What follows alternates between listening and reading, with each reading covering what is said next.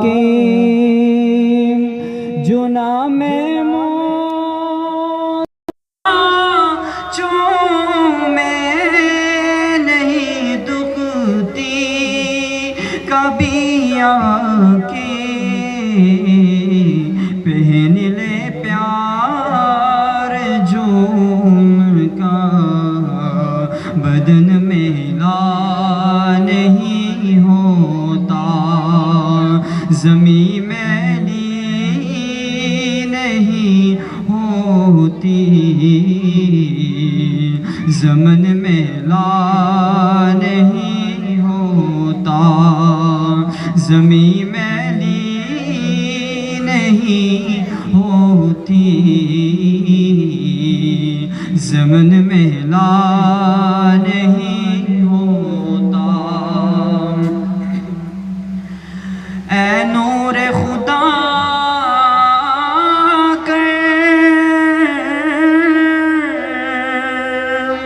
आँखों में समा जाना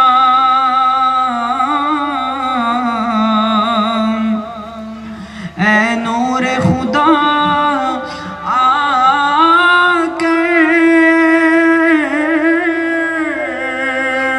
आँखों में समा जाना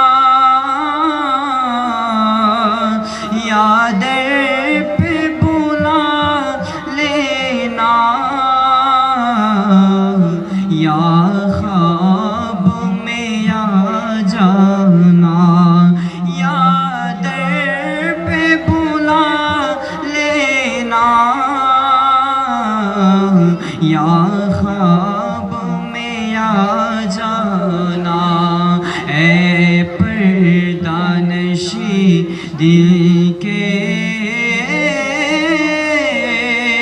पर्दे में रहा करना जब वक्त निज़ा आए आका दीदार अता करना ऐ सब्ज़ गुंबद वाले मंजूर दुआ करना जब वक्त निज़ा आए आका दीदार अता करना जब वक्त निज़ा आए आका दीदार अता करना। ओ प्रियो हाबिब पागले रे रक्षो के नो दूरे ओ प्रियो हाबिब पागले रे रक्षो के नो दूरे ओ प्रियो हाबिब पागले रे रक्षो के नो दूरे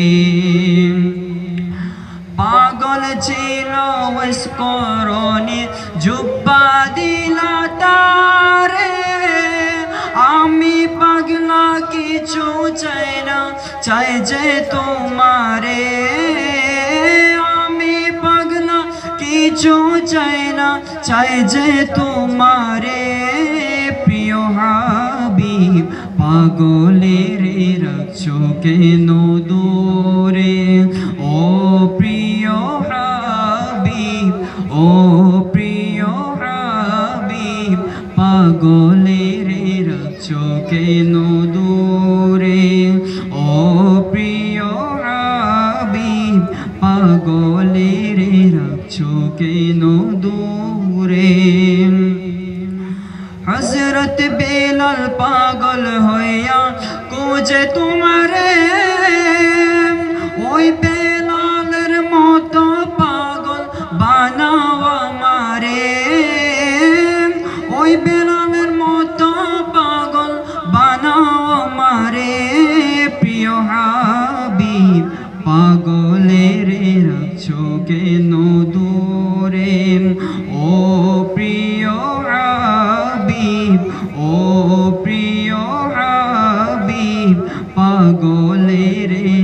রাখছো কেন দূরে ও প্রিয় হাবিব পাগলে রে রাখছো কেন দূরে ও প্রিয় হাবিব ও প্রিয় হাবিব পাগলে রে রাখছো কেন দূরে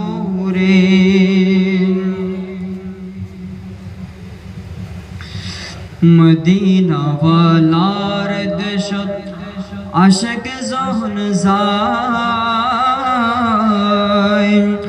মদিনা ওয়ালার দেশত আশিক যখন যায় হইছে গান মদিনা রাখিয়ায় তো সায় হইছে গান মদিনা রাখিয়ায় তো সায় রাসূলের শান পড়লে গুনাহ হবে কিনা আসুন আমরা সবাই একসাথে পড়ি মদিনা ওয়ালার দেশত আশিক যখন যায় মদিনা ওয়ালার দেশত আশিক যখন যায় হইছে গান মদিনা হইছে গান মদিনা রাখিয়ায় তো সায় হইতে না পারে তারাও যারা আসিল মদিনা হইতে না পারে তারাও যারা আসিল মদিনা মদিনা সাই আইলো নাকি সায়া এলো জান্নাত মদিনা সাই আইলো নাকি সায়া এলো জান্নাত হইতে না পারে তারাও যারা আসিল মদিনা মদিনা সাই আইলো নাকি সায়া এলো জান্নাত মদিনা সাই আইলো নাকি সায়া এলো জান্নাত খুদার দুনিয়া তার সাইবার কি সুনায় খুদার দুনিয়া তার সাইবার কি সুনায় হইছে গান মদিনা রাখিয়ায় তো সায় হইছে গান মদিনা রাখিয়ায় তো সায় মদিনা ওয়ালার দেশত আশিক যখন যায় মদিনা ওয়ালার দেশত আশিক যখন যায় হইছে গান মদিনা রাখিয়ায় তো সায় হইছে গান মদিনা রাখিয়ায় তো সায় লাওয়ারিশ গুনাহগার হাশরের মাঠত রহমতের চাদর যখন আর নবীর হাতত লাওয়ারিশ গুনাহগার লাওয়ারিশ গুনাহগার হাশরের মাঠত রহমতের চাদর যখন আর নবীর হাতত হড়ে যাইব উম্মতে ওয়ালা উম্মত ফেলায় হড়ে যাইব উম্মতে ওয়ালা উম্মত ফেলায় হইছে গান মদিনাত রাখিয়ায় তো সায় হইছে গান মদিনাত আরো বড় করে বলতে হবে হইছে গান মদিনাত হইছে গান মদিনাত হইছে গান মদিনাত রাখিয়ায় তো সায় মায়া বেগিন ডালি দিহি বানাই আল্লাহ এদিন মায়া আর নবীর লাগে তল্লাহ মায়া বেগিন ডালি দিহি বানাই আল্লাহ এদিন মায়া আর নবীর লাগে তল্লাহ এদিন মায়া আর নবীর লাগে তল্লাহ সুখ লাগিব আহমদ সাইবার মত সাইবাল্লাহ সুখ লাগিব আহমদ সাইবার মত সাইবাল্লাহ হইছে গান মদিনাত আহুল জাগানো মদিনাত রাকিয়ায় তো সাহুল জাগানো মদিনাত রাকিয়ায় তো সাহুল জাগানো মদিনাত রাকিয়ায় তো बुला लो पीर मुझे ये शाहे बहरूबर मदीने में बुला लो पीर मुझे ए शाहे बहरूबर मदीने में पियोता हुआ हूँ तेरे दर पर मदीने में बुला लो पीर मुझे शाहे बहरूबर मदीने में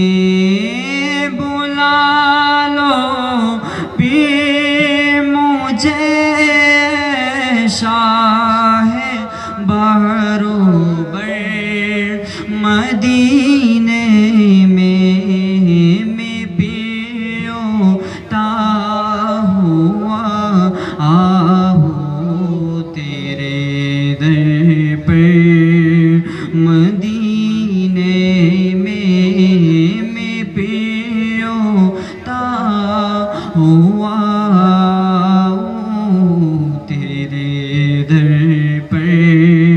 मदीने में आना दौलत देना शोहरत दे मुझे बस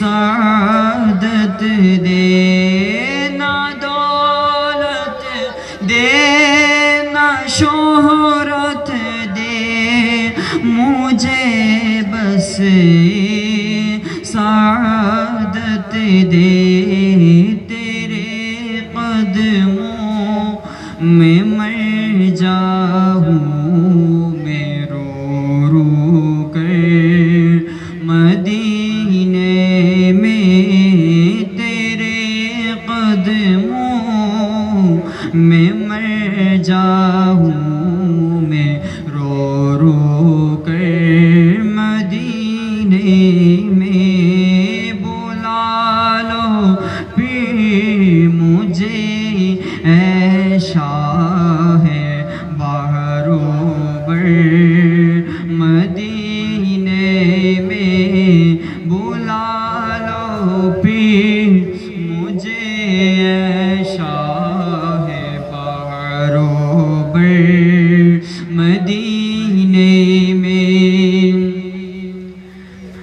नबीर रोज़ा शरीफ देखे मन भरे ना नबीर रोज़ा शरीफ देखे मन भरे ना दीदार दाओ गो शाहे मदीना दीदार दाओ गो शाहे मदीना नबीर रोज़ा शरीफ नबीर रोज़ा शरीफ देखे मन भरे ना दीदार दाओ गो हे मदीना दीदार दाओ गो शाहे मदीना আরশের মেহমান করেছেন আল্লাহ কত শান কত মান মোর কামলিওয়ালা ঠিক না আরশের মেহমান করেছেন আল্লাহ কত শান কত মান মোর কামলিওয়ালা কত শান কত মান মোর কামলিওয়ালা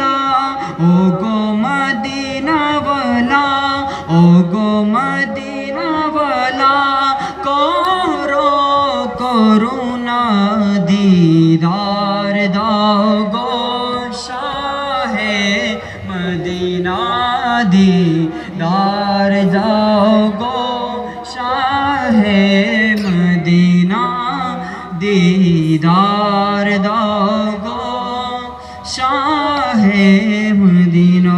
আসসালামু আলাইকুম ওয়া রাহমাতুল্লাহি ওয়া বারাকাতুহু।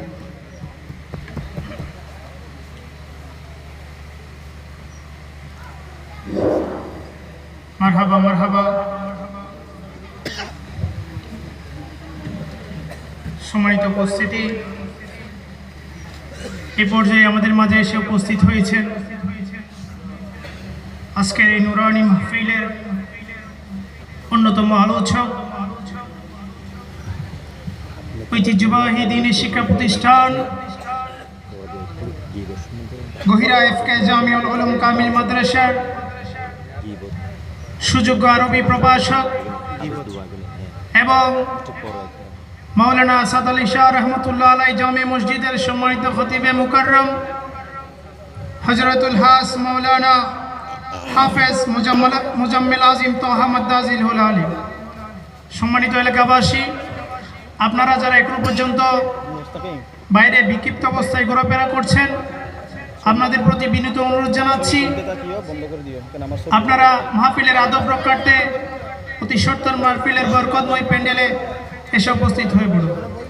এই পর্যায়ে আপনাদের সম্মুখে নূরানি ঈমানি ইরফানি তাকরীর নিয়ে আসছেন আজকের এই নূরানি মাহফিলের অন্যতম আলোচক, ঐতিহ্যবাহী দ্বীনি শিক্ষা প্রতিষ্ঠান গহিরা এফকে জামিউল উলুম কামিল মাদ্রাসার সুযোগ্য আরবি প্রভাষক হযরতুল হাস মাওলানা হাফেজ মুজাম্মিল আজিম তোহা মাদ্দাজিল হুল আলী।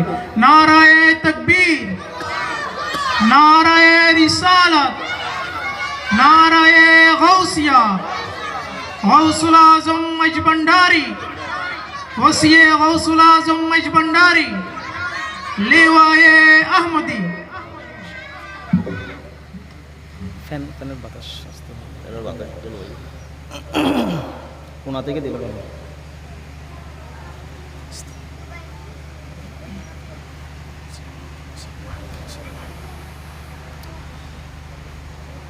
أعوذ بالله من الشيطان الرجيم.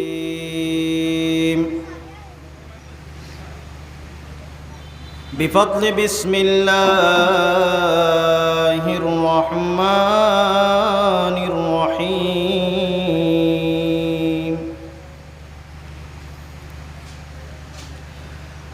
أستغفر الله ربي من كل ذنب وأتوب إليه. لا حول ولا قوة إلا بالله العلي العظيم.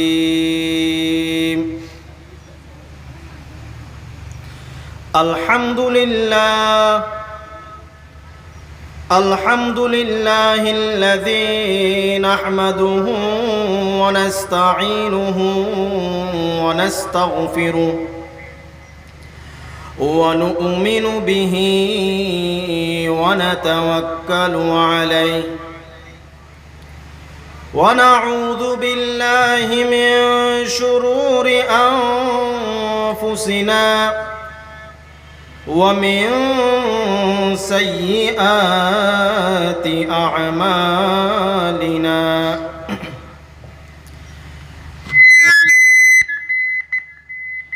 من يهده الله فلا مضل له ومن يضلله فلا هادي له.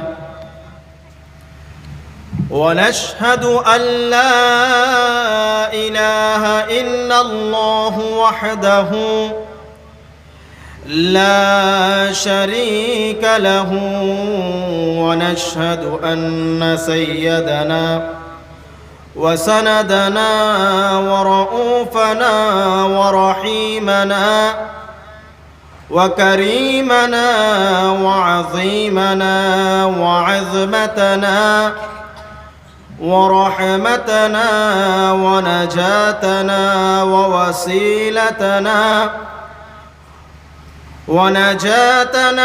ومأوانا وملجانا ومولانا وأولانا وأعلانا سيدنا نبينا محمدا عبده ورسوله. أما بعد، فقد قال الله عز وجل في شان حبيبه ومحبوبه آمرا ومخبرا: إن الله وملائكته يصلون على النبي يا أيها الذين آمنوا صلوا عليه وسلموا تسليما. صلى الله على وآله وأصحابه وسلم. صلى الله على سيدنا محمد وآله وأصحابه وسلم. একটু মহাব্বতের আওয়াজে দুরূদ শরীফ পাঠ করুন। রাসূল করিম রউফুর রহিম সাল্লাল্লাহু তাআলা আলাইহি ওয়াসাল্লাম ইরশাদ করেন: আসমাউ সলাতা আহলে মুহাব্বতি, আমার কোন উম্মত যদি মুহাব্বত নিয়ে আমি নবীকে সালাম দেয়, আমি নবী মদিনা শরীফ থেকে সেই সালামের জবাব দিই। সুতরাং আমার নবী আমাদের সালাম শুনছেন, এটা আমাদের সবার ইয়াকিন বিশ্বাস আছে তো? যদি থাকে মুহাব্বত নিয়ে নবীকে সালাম দিই। সালাতুন ইয়া রাসূলুল্লাহ আলাইকুম, আরেকটু মুহাব্বতের আওয়াজে সালাতুন ইয়া রাসূলুল্লাহ আলাইকুম ইয়া রাসূলুল্লাহ উনজুর হালানা ইয়া হাবিবাল্লাহ ইসমা ক্বালানা সালাতুন ইয়া রাসূলুল্লাহ আলাইকুম ইন্নানা ফি বাহরি হাম্মিম মুগরাকুন খুয ইয়াদি সাহিল লানা আশকালানা সালাতুন ইয়া সালামুন ইয়া আল্লাহুম্মা সাল্লি আলা সাইয়্যিদিনা মাওলানা মুহাম্মদ ওয়া আলা আলি সাইয়্যিদিনা ইয়া আকরামাল খালকি মালি মান আলুযু বিহি সাওয়াকা ইনদা হুলুলিল হাদিসিল আমমি আল্লাহুম্মা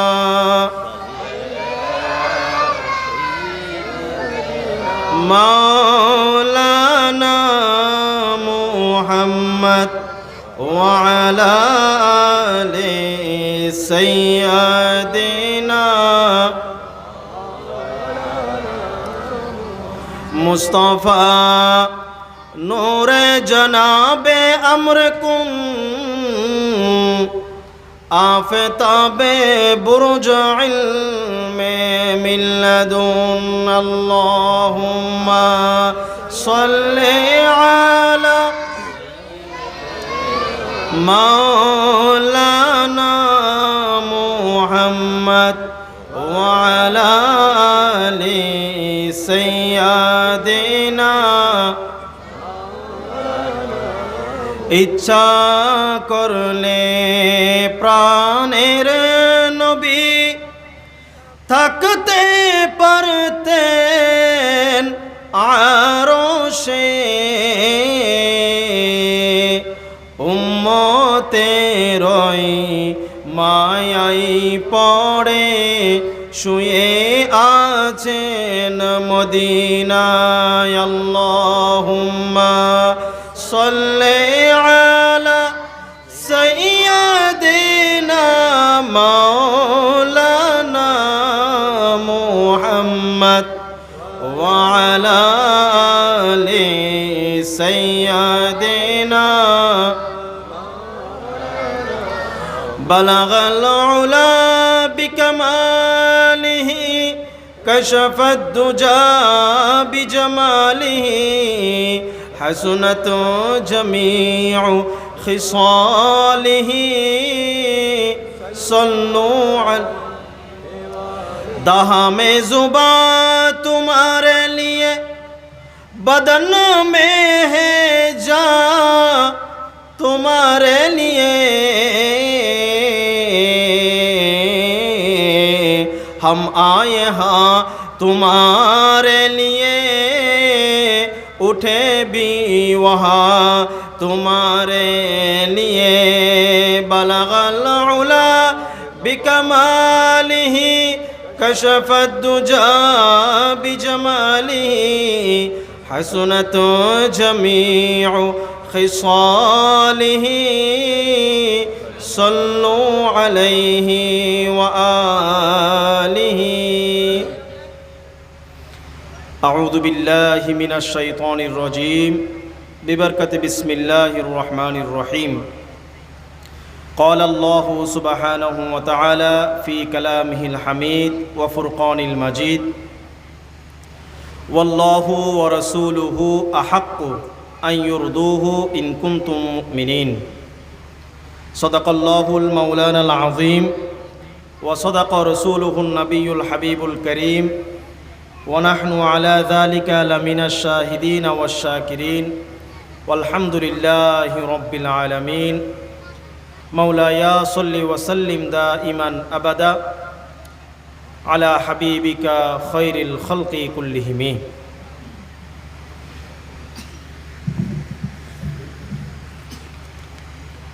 পবিত্র জশ্নে ঈদে মিলাদুন নবী সাল্লাল্লাহু আলাইহি ওয়াসাল্লাম উদযাপন গৌসুল আজম মাইজভান্ডারী কাবলা কাবা রাদিয়াল্লাহু তাআলা আনহুর ফাতিহা ওসিয়া গৌসুল আজম মাইজভান্ডারী কাবলা কাবা রাদিয়াল্লাহু তাআলা আনহুর চন্দ্রবর্ষ ওফাত দিবস মুর্শিদে বরহক ডক্টর সৈয়দ দিদারুল হক মাইজভান্ডারী কাবলা কাবা ফাতিহা শরীফ ও মরহুম ডক্টর এবাদুল হক রহমতুল্লাহি আলাইহির মৃত্যুবার্ষিকী ও এলাকার মরহুমাদের ইসালে সওয়াব উপলক্ষে আজিমুশান মিলাদ মাহফিল 2025 এর আজকের এই মাহফিলের সম্মানীয় সভাপতি ডক্টর জনাব এটিএম মুসা সাহেব এবং আজকের এই মাহফিলের সম্মানীয় প্রধান অতিথি জামিয়া মিল্লিয়া আহমদিয়া কামিল এম এ মাদ্রাসার সম্মানীয় উপাধ্যক্ষ হজরতুল আল্লামা আলহাজ মাওলানা আব্দুস সালাম শরীফি মাদ্দাজিল্লাহুল আলী এবং আজকের মাহফিলের আরেকজন আলোচক হজরত মাওলানা আতিকুল্লাহ জামিন বাড়ি খতিব আব্বাস তালুকদার বাড়ি জামে মসজিদ এবং সম্মানীয় হাজরিন নাহায়েত কাবিল এহতারাম বুজুর্গান দিন বেরাদরান ইসলাম ও আহবাবে তরিকত এবং পর্দার আড়ালে পর্দানশীল মা ও বোনেরা, যারা আজকে এই মাহফিল শোনার লক্ষ্যে, শ্রবণ করার লক্ষ্যে অধীর আগ্রহে যারা উজু কালাম করে এই মাহফিল শোনার জন্য অপেক্ষমান রয়েছেন, যারা আমাকে শুনতে পাচ্ছেন, এবং মেহমানানে গারামি, সুদী মণ্ডলী, সম্মানীয় উপস্থিতি, রহিমানি ও রাহিমাকুমুল্লাহ, আসসালামু আলাইকুম ও রহমতুল্লাহ। সালাম দেওয়াটা সুন্নাত আর সালামের জবাবটা হচ্ছে দেওয়া ওয়াজিব। সুতরাং আপনাদের উপর ওয়াজিব সালামের জবাব দেওয়া। আমি আবার সুন্দরভাবে সালাম দিচ্ছি, আপনারা সালামের জবাব দিবেন। আসসালামু আলাইকুম ওয়া রাহমাতুল্লাহি ওয়া বারাকাতুহু।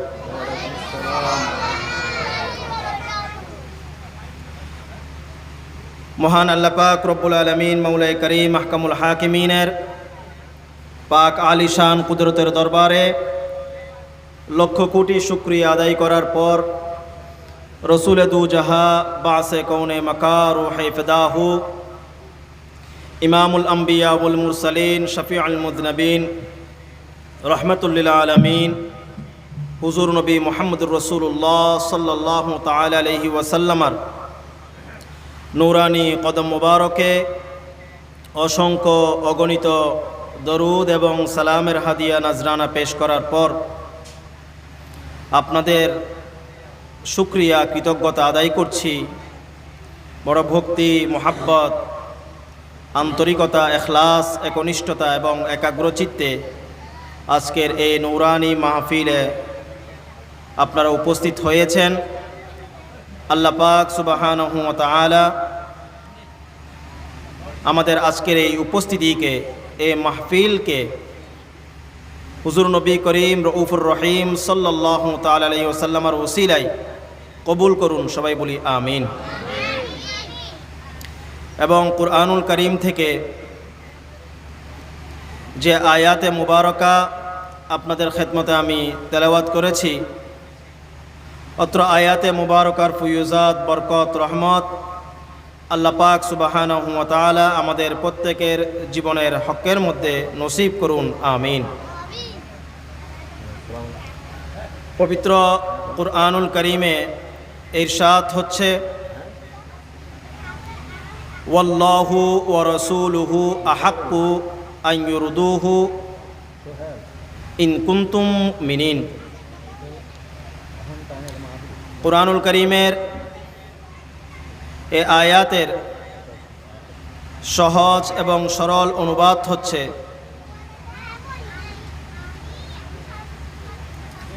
ওয়াল্লাহু ওয়া রাসূলুহু, আল্লাহ এবং তার রসুল, আহাক্কু, অধিক হকদার, আন ইউরদুহু, তোমাদের সন্তুষ্টির ব্যাপারে, অর্থাৎ তোমাদের উপর কর্তব্য, ইমানদার মোমেন যারা আছো তোমাদের জন্য এটা কর্তব্য যে আল্লাহ এবং আল্লাহ রসুলকে সন্তুষ্টি করা। সবাই বলুন না সুবহানাল্লাহ। ইমানদারের কর্তব্য কি?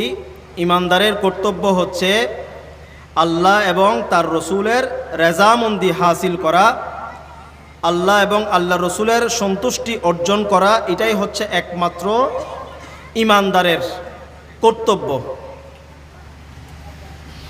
এখন কথা হচ্ছে, এই আয়াতে কারিমার মধ্যে আমরা দেখতে পাই, ওয়াল্লাহু ওয়া রাসূলুহু আহাক্কু আন ইউরদুহু, আল্লাহ এবং তার রসুল অধিক হকদার। এখানে আন ইউরদুহু সন্তুষ্টির ব্যাপারে এখানে যে জমির বা সর্বনাম ব্যবহার করা হয়েছে, এই হু মানিকে আল্লাহ এবং নাকি তার রসুল? মুফাসসিরে ইকরাম বলছেন যে এখানে আন ইউরদুহুর মধ্যে যে হু, যে সর্বনামটি রয়েছে, যে জমিরটি রয়েছে, এই জমিরটির মারজা, নিসবত এবং মুনাসেব নিকটবর্তী হিসাবে আল্লাহর রসুলকে সম্বোধন করা হয়েছে। সবাই বলুন সুবহানাল্লাহ। কুরআনুল কারীমের অসংখ্য অগণিত আয়াতে কারিমার মধ্যে আল্লাহ পাক সুবহানাহু ওয়া তাআলা ইরশাদ করেন, কুল ইন কুনতুম তুহিব্বুনাল্লাহ ফাত্তাবিউনি ইউহিব্বুকুমুল্লাহ। তোমরা যদি আমি আল্লাহকে রাজি করতে চাও, তোমরা যদি আমি আল্লাহকে রাজি করতে চাও, আমি আল্লাহর ভালোবাসা চাও, সর্বপ্রথম আমার নবীকে, আমার হাবিবকে তুমি খুশি করো। সুবহানাল্লাহ। এবং অন্য আয়াতে আল্লাহ বলছেন, মাইয়ুতিউর রাসূল ফাকাদ আতা আল্লাহ। এখানে আল্লাহ আগে নিজের কথা বলেননি, আল্লাহ বলেছেন আমার নবীর এতাআত করা মানি, আমার নবীর পায়রবি করা মানি, আমার নবীকে মানা মানে, আমার নবীকে ভালোবাসা মানে, আমার নবীকে ইত্তেবা করা মানে আল্লাহকে ইত্তেবা করা। সুবহানাল্লাহ। মাইয়ুতিউর রাসূল ফাকাদ আতা আল্লাহ।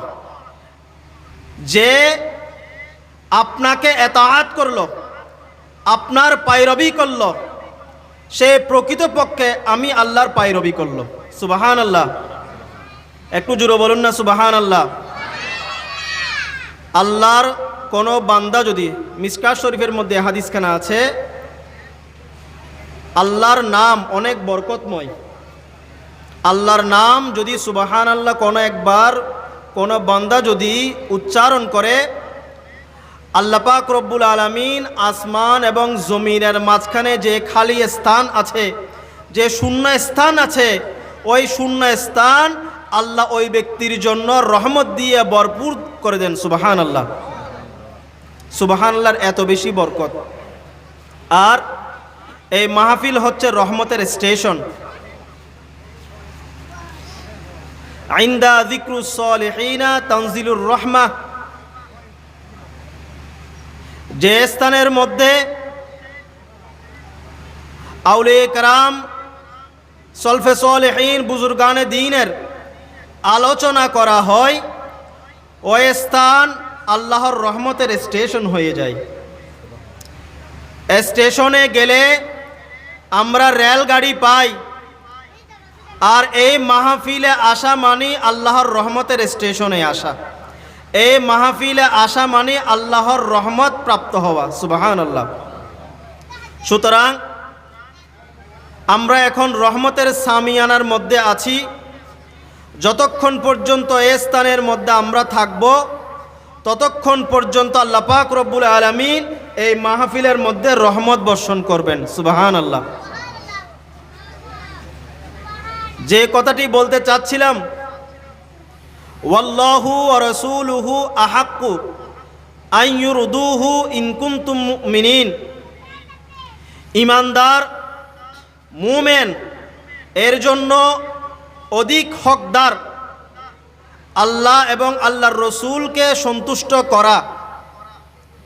এবং আমি বলেছি যে লফজের মধ্যে, শব্দের মধ্যে আন ইউরদুহু শব্দটি ব্যবহার করেছেন আল্লাহ, এখানে হু যে বলেছেন, হু মানি আল্লাহ নাকি হু মানি রসুল, মুনাসেবের দিক থেকে এবং নিকটবর্তীর দিক থেকে রসুল শব্দটি হুর সাথে লাগিয়ে এসেছে, যার কারণে মুফাসসিরিন কিরাম বলছেন যে আল্লাহর রসুলকে অনুসরণ করো, আল্লাহর রসুলের ইত্তেবা করো, আল্লাহকে পেয়ে যাবে। সুবহানাল্লাহ। মাইয়ুতিউর রাসূল ফাকাদ আতা আল্লাহ। যে ব্যক্তি আল্লাহর রসুলের পায়রবি করল, ফাকাদ আতা আল্লাহ, সে যেন আল্লাহর পায়রবি করল। সম্মানিত হাজিরিন, আপনাদের খেদমতে আরজ করতে চাই,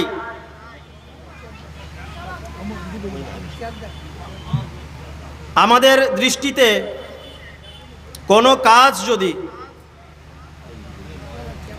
ইবাদত হয়, শরীয়ত সম্মত হয়, কোনো সওয়াবের কাজ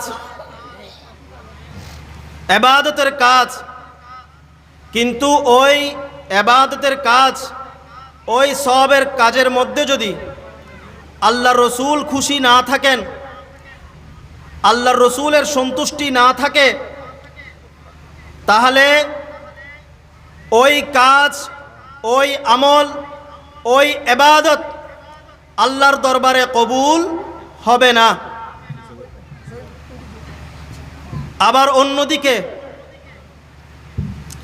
এমন একটি কাজ যেটা গুনাহের কাজ আমাদের দৃষ্টিতে দেখা হচ্ছে, কিন্তু এটার উপর আল্লাহর রসুল রাজি আছেন, তখন আল্লাহ পাক রব্বুল আলামিন ওই কাজ ইবাদত হিসাবে কবুল করবেন। সবাই বলুন সুবহানাল্লাহ। কুরআনুল কারীমের মধ্যে আল্লাহ পাক রব্বুল আলামিন আহকামুল হাকিমিন ইরশাদ করছেন, ওয়া আতাইনা দাউদা জাবুরা, আমি হযরতে দাউদ আলাইহিস সালামকে জাবুর কিতাব দান করেছি, এবং আল্লাহ পাক সুবহানাহু ওয়া তাআলা হযরতে আদম আলাইহিস সালামকে, হযরতে দাউদ আলাইহিস সালামকে লাহানে দাউদ দান করেছেন। সবাই বলুন সুবহানাল্লাহ।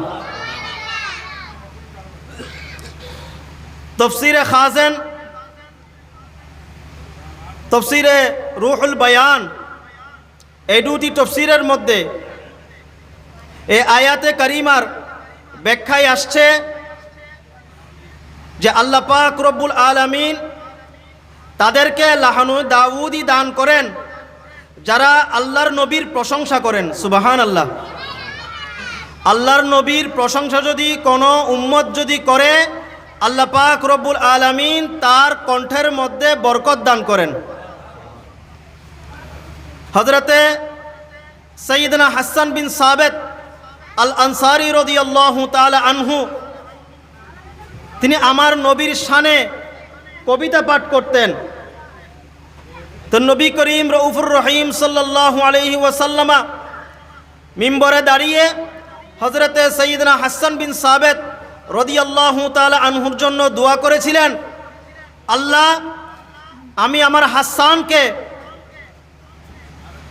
মিম্বরে দাঁড়িয়ে তুলে দিলাম, আপনি জিব্রাইল আমিনের মাধ্যমে হাসান বিন সাবিতকে আপনি তাইদার মদদ দান করুন। সুবহানাল্লাহ। সুতরাং যারা নবীর পক্ষে কথা বলবে, নবীর শানে কথা বলবে, নবীকে ইজ্জত করবে, নবীকে তাজিম করবে, নবীকে সম্মান করবে, আল্লাহ পাক রব্বুল আলামিন তাদেরকে উভয় জাহানের মধ্যে কামিয়াবি করবেন। আল্লাহ পাক রব্বুল আলামিন হযরতে দাউদ আলাইহিস সালামকে লাহানে দাউদি দান করেছেন। সুবহানাল্লাহ। জলিলুল কদর সাহাবী হযরতে সাইয়্যিদনা আবু মুসা আশআরী রাদিয়াল্লাহু তাআলা আনহুকে আল্লাহ পাক রব্বুল আলামিন লাহানে দাউদি দান করেছিলেন। তিনি রাত্রিবেলায় কুরআনুল কারীমের তেলাওয়াত করতেন। বড় মধুর, চমৎকার এবং সুললিত কণ্ঠে তিনি কুরআনুল কারীমের তেলাওয়াত করতেন। কুরআনুল কারীমের তেলাওয়াত নফল ইবাদতের মধ্যে সর্বোত্তম আমল এবং ইবাদত।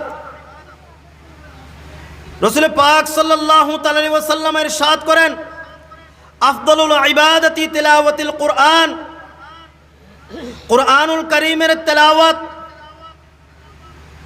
সর্বোত্তম নফল ইবাদত। কেউ যদি আল্লাহর সাথে কথা বলতে চায়, সে যেন কুরআনুল কারীমের তেলাওয়াত করে। সুবহানাল্লাহ। এবং রাসূল করিম রউফুর রহিম সাল্লাল্লাহু তাআলা আলাইহি ওয়াসাল্লাম ইরশাদ করেন, ইকরাউল কুরআন ফাইন্নাহু ইয়াতি ইয়াউমাল কিয়ামাতি শাফিআন লিআসহাবিহি। হে আমার উম্মত, তোমরা কুরআনুল কারীমের তেলাওয়াত করো, কাল হাসরের ময়দানে, কিয়ামতের ময়দানে এই কুরআনুল কারীম তোমাদের জন্য সুপারিশ করবে। চিৎকার দিয়ে বলুন সুবহানাল্লাহ। আমরা কি কুরআনুল কারীমের তেলাওয়াত করি সর্বদা? করি না। আমরা কয়জন বুকে হাত দিয়ে বলতে পারবো যে ফজরের নামাজ আদায় করে অন্তত একটা পৃষ্ঠা কুরআনুল কারীমের তেলাওয়াত করেছি? করি না। কিন্তু আমরা সকালবেলা উঠে অন্তত ফেসবুকটা একবার চোখ বুলিয়ে নিই। আপনি সকালবেলা কুরআনুল কারীমের তেলাওয়াত দিয়ে আপনার সকালটা শুরু করুন, ফজরটা শুরু করুন। দেখবেন সারা দিন আল্লাহ পাক রব্বুল আলামিন আপনার রিজিকের মধ্যে, আপনার কাজের মধ্যে বরকত দান করবেন। অন্তত ঘর থেকে বের হওয়ার পূর্বে নামাজ কালাম আদায় করে জিকির আজকার তসবিহ তাহলিল করে অ্যাটলিস্ট কমপক্ষে একটা পেজ, একটা পৃষ্ঠা কুরআনুল কারীমের তেলাওয়াত করে আপনি ঘর থেকে বের হন। আল্লাহ পাক রব্বুল আলামিন যাবতীয় বিপদ আপদ বলা মুসিবত থেকে আপনাকে তার রহমতের ফেরেশতাদের মাধ্যমে আপনাকে হেফাজত করবেন।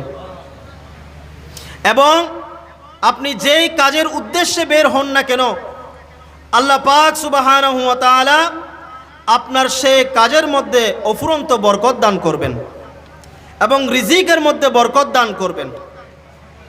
আল্লাহ পাক রব্বুল আলামিন আমাদের প্রত্যেককে অন্তত ফজরের নামাজের পর একেবারে কমাজ কম এক পৃষ্ঠা কুরআনুল কারীম তেলাওয়াত করার তৌফিক দান করুন। সবাই বলুন আমিন। হযরতে সাইয়্যিদানা আবু মুসা আশআরী রাদিয়াল্লাহু তাআলা আনহু জলিলুল কদর একজন সাহাবী।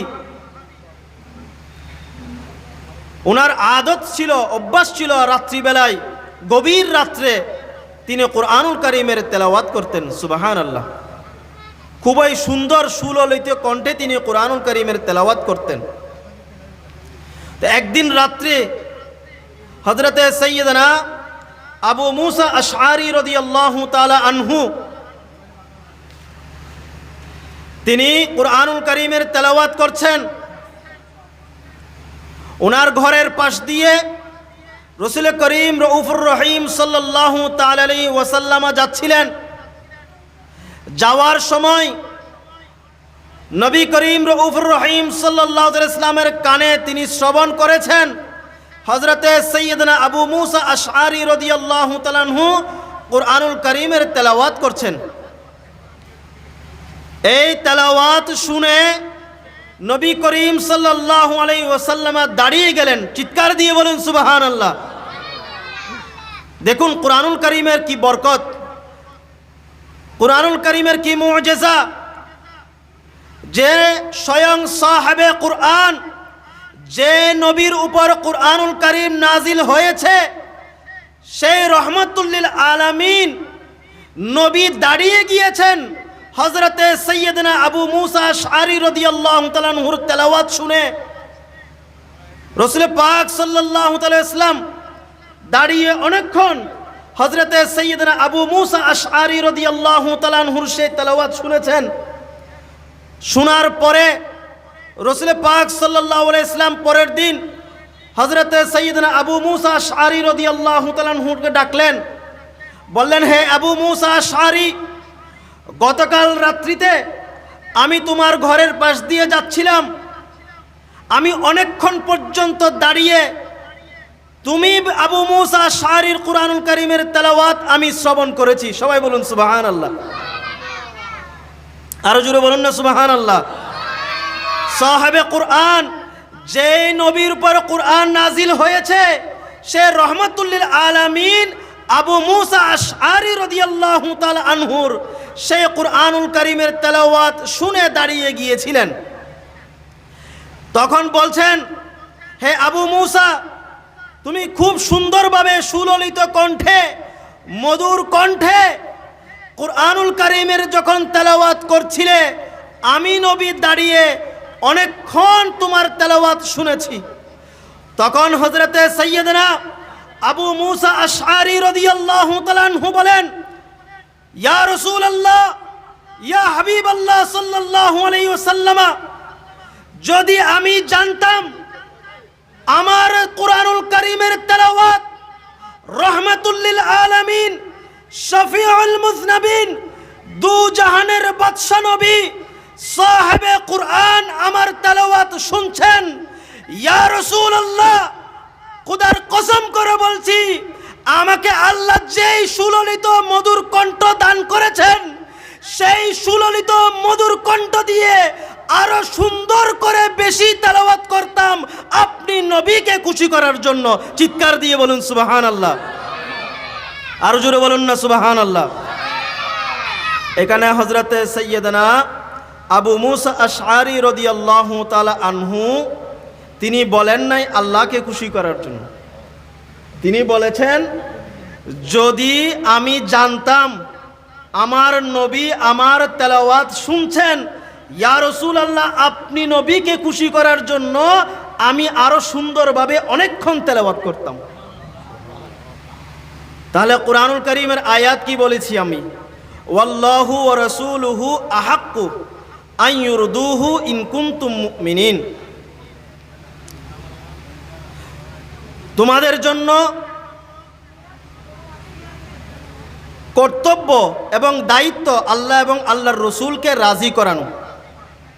কারণ আমরা তো আল্লাহকে আগে দেখি নাই, আগে নবীকে দেখেছি, নবীর মাধ্যমে আল্লাহকে পেয়েছি। কথা বলেন ঠিক কিনা? আল্লাহ চাইলে তো বলতে পারতেন কুল হুয়াল্লাহু আহাদ, হে রসুল, হে আমার মাহবুব নবী, আপনি বলুন আল্লাহ এক। আল্লাহ তো ইন্নাল্লাহা আলা কুল্লি শাইইন কদির, আল্লাহ সর্বশক্তিমান। আল্লাহ চাইলে নিজের এলান নিজে করতে পারতেন। আল্লাহ চেয়েছেন কে আমার নবীর নূরানি জবানকে অস্বীকার করে, কে অস্বীকার করে, কে মেনে নেয়, কে মেনে নেয় না, সেটা ইমতিহান করার জন্য, পরীক্ষা করার জন্য, আজমাইশ করার জন্য। আল্লাহ বলেন ইয়া রাসূলুল্লাহ, আমার কুদরতের জবানে নয়, আপনি নবীর নবুয়তের জবানে, রিসালাতের জবানে এই ঘোষণা আপনি করে দিন, কুল হুয়াল্লাহু আহাদ, আল্লাহ এক, আল্লাহ অদ্বিতীয়। সবাই বলুন সুবহানাল্লাহ। তা আল্লাহ চেয়েছেন যে আমার নবীর রিসালাতের জবানে, নবুয়তের জবানে যেন আল্লাহর ওয়াহদানিয়তের সে ঘোষণা হোক। খাইবারের যুদ্ধের মধ্যে নবী করিম রউফুর রহিম সাল্লাল্লাহু তাআলা আলাইহি ওয়াসাল্লাম হযরতে মাওলা আলী শেরে খুদা রাদিয়াল্লাহু তাআলা আনহুর কুল মুবারকের মধ্যে আরাম করছিলেন। আসরের নামাজ কুরবান করে দিয়েছে কে? মাওলা আলী শেরে খুদা রাদিয়াল্লাহু তাআলা আনহু, যিনি নামাজের বড় আশেক ছিলেন, যার রুকু এবং সেজদা সম্পর্কে, যার রুকু এবং সেজদাকে আল্লাহ পাক রব্বুল আলামিন কুরআনুল কারীমের অংশ বানিয়ে দিয়েছেন। রুকআন সুজদা বলেছে আল্লাহ। সে মাওলা আলী শেরে খুদা রাদিয়াল্লাহু তাআলা আনহু, তিনি আমার নবীর খেদমতে ছিলেন। কোথায় ছিলেন? আমার নবীর খেদমতের মধ্যে ছিলেন। আসরের নামাজ চলে গিয়েছে, ওয়াক্ত মতো নামাজ আদায় করাটা কি ফরজ। ইন্না সলাতা কানাত আলাল মুমিনিনা কিতাবাম মাওকুতা, ওয়াক্ত যখন হয়ে যাবে তখন সময় মতো ওয়াক্ত মতো নামাজ আদায় করাটা ফরজ। আমি একটু আগেই বলেছিলাম, কোনো কাজ, ইবাদতের কাজ, ভালো কাজ, পূর্ণ কাজ, নেক আমল, যদি এই কাজের মধ্যে আল্লাহর প্যারা রসুল সাল্লাল্লাহু আলাইহি সাল্লামের সন্তুষ্টি না থাকে, সেটা যত বড়ই ইবাদত হোক না কেন, আল্লাহ পাক রব্বুল আলামিন এই ইবাদতকে কবুল করবেন না। আর আরেকটি গুনাহের কাজ, যে কাজের মধ্যে আমাদের দৃষ্টিতে হয়তো গুনাহ হইতে পারে, আল্লাহর দৃষ্টিতে সেটা আল্লাহ পাক রব্বুল আলামিন ভালো জানেন, তার অন্তরের খবর জানেন। সেই কাজের মধ্যে যদি আমার রসুল আল্লাহর প্যারা হাবিব সাল্লাল্লাহু আলাইহি ওয়াসাল্লাম যদি রাজি থাকেন, সন্তুষ্ট থাকেন, অবশ্যই অবশ্যই সেই আমলকে আল্লাহ পাক রব্বুল আলামিন ইবাদত হিসাবে কবুল করেন। সুবহানাল্লাহ। তা মাওলা আলী শেরে খুদা রাদিয়াল্লাহু তাআলা আনহুর আসরের নামাজ কুরবান করে দিয়েছেন, আমার নবীর খেদমতের মধ্যে ছিল। আমার নবী আরাম করছিল মাওলা আলীর কুল মুবারকের মধ্যে, আসর চলে গিয়েছে, মাওলা আলী আমার নবীর ঘুম ভাগায়নি। কোন শায়ের বলছেন, নামাজি গর কাজা হো তো আদা হো, নামাজ যদি কাজা হয় সেই নামাজ কাজা হিসাবে আদায় করা, এটা আমার নবীর শরীয়তের মধ্যে আছে কিনা? আছে কিনা বলেন না? নামাজি গর কাজা হো তো আদা হো, আরে নেগাহো কি মুস্তাফা কব আজা হো, আমার নবীর চেহারা মুস্তাফা আমি যে দিদার লাভ করছি সেটা দেখা যদি একবার কাজা হয়ে যায়, সেটা কাজা করার আর উপায় নাই। সুবহানাল্লাহ। মাওলা আলীর নামাজ আমার নবীর খেদমতে কুরবান করে দিয়েছে। আমার নবী যখন ঘুম থেকে জাগ্রত হলেন, জিজ্ঞেস করলেন, মাওলা আলী তুমি কাঁদছো কেন? বলে, ইয়া রাসূলুল্লাহ, ইয়া হাবিবাল্লাহ সাল্লাল্লাহু আলাইহি ওয়াসাল্লাম, সূর্য অস্তমিত হয়ে গিয়েছে, আসরের ওয়াক্ত চলে গিয়েছে। তা আমার নবী বলছেন, মাওলা আলী তুমি কি আসরের নামাজ কাজা নয় আদায় করতে চাও? বলে, ইয়া রাসূলুল্লাহ, হ্যাঁ আমি আপনার সাথে আসরের নামাজ আদা করতে চাই, আদায়, কোনো কাজা নয়।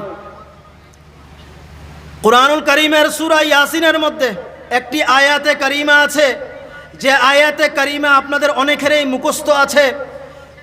সে আয়াতে কারিমাটি হচ্ছে, ওয়াশ-শামসু তাজরি লিমুস্তাকাররিল লাহা যালিকা তাকদীরুল আজিজিল আলিম। ওয়াশ-শামসু তাজরি লিমুস্তাকাররিল লাহা, সূর্যের যে কাজ আছে, এই আয়াতের ব্যাখ্যায় তাফসীরে জালালাইনের মধ্যে আছে, সূর্যের আলো দেওয়া যখন শেষ হয়, সূর্যের ডিউটি যখন শেষ হয়, সূর্য গিয়ে আল্লাহর কদমের মধ্যে, কুদরতের কদমের মধ্যে সেজদা করে। সুবহানাল্লাহ। কারণ কুরআন কারীমের আয়াতে আছে, কুল্লুন কদ আলিমা সলাতাহু ওয়া তাসবিহাহু, আল্লাহর যত সৃষ্টি রয়েছে প্রত্যেককে আপন আপন ভাবে আল্লাহ ইবাদত করার জন্য সেভাবে সুযোগ দিয়েছে। সুবহানাল্লাহ। যেমন আমরা দেখতে পাই আল্লাহর বান্দা আমরা যারা, আমরা কত সৌভাগ্যবান, আলহামদুলিল্লাহ বলি, সবাই বলুন আলহামদুলিল্লাহ। আমরা নামাজে কিয়াম করি কিনা? দাঁড়াই। আবার রুকু করি কিনা? করি। সেজদা করি কিনা? আবার আখেরি বৈঠক করি কিনা? তাশাহুদের মধ্যে করি। তাহলে আমরা চারোটা করতে পারি। আল্লাহ আমাদেরকে চারোটা করার নিয়ামত দান করেছেন। সুবহানাল্লাহ।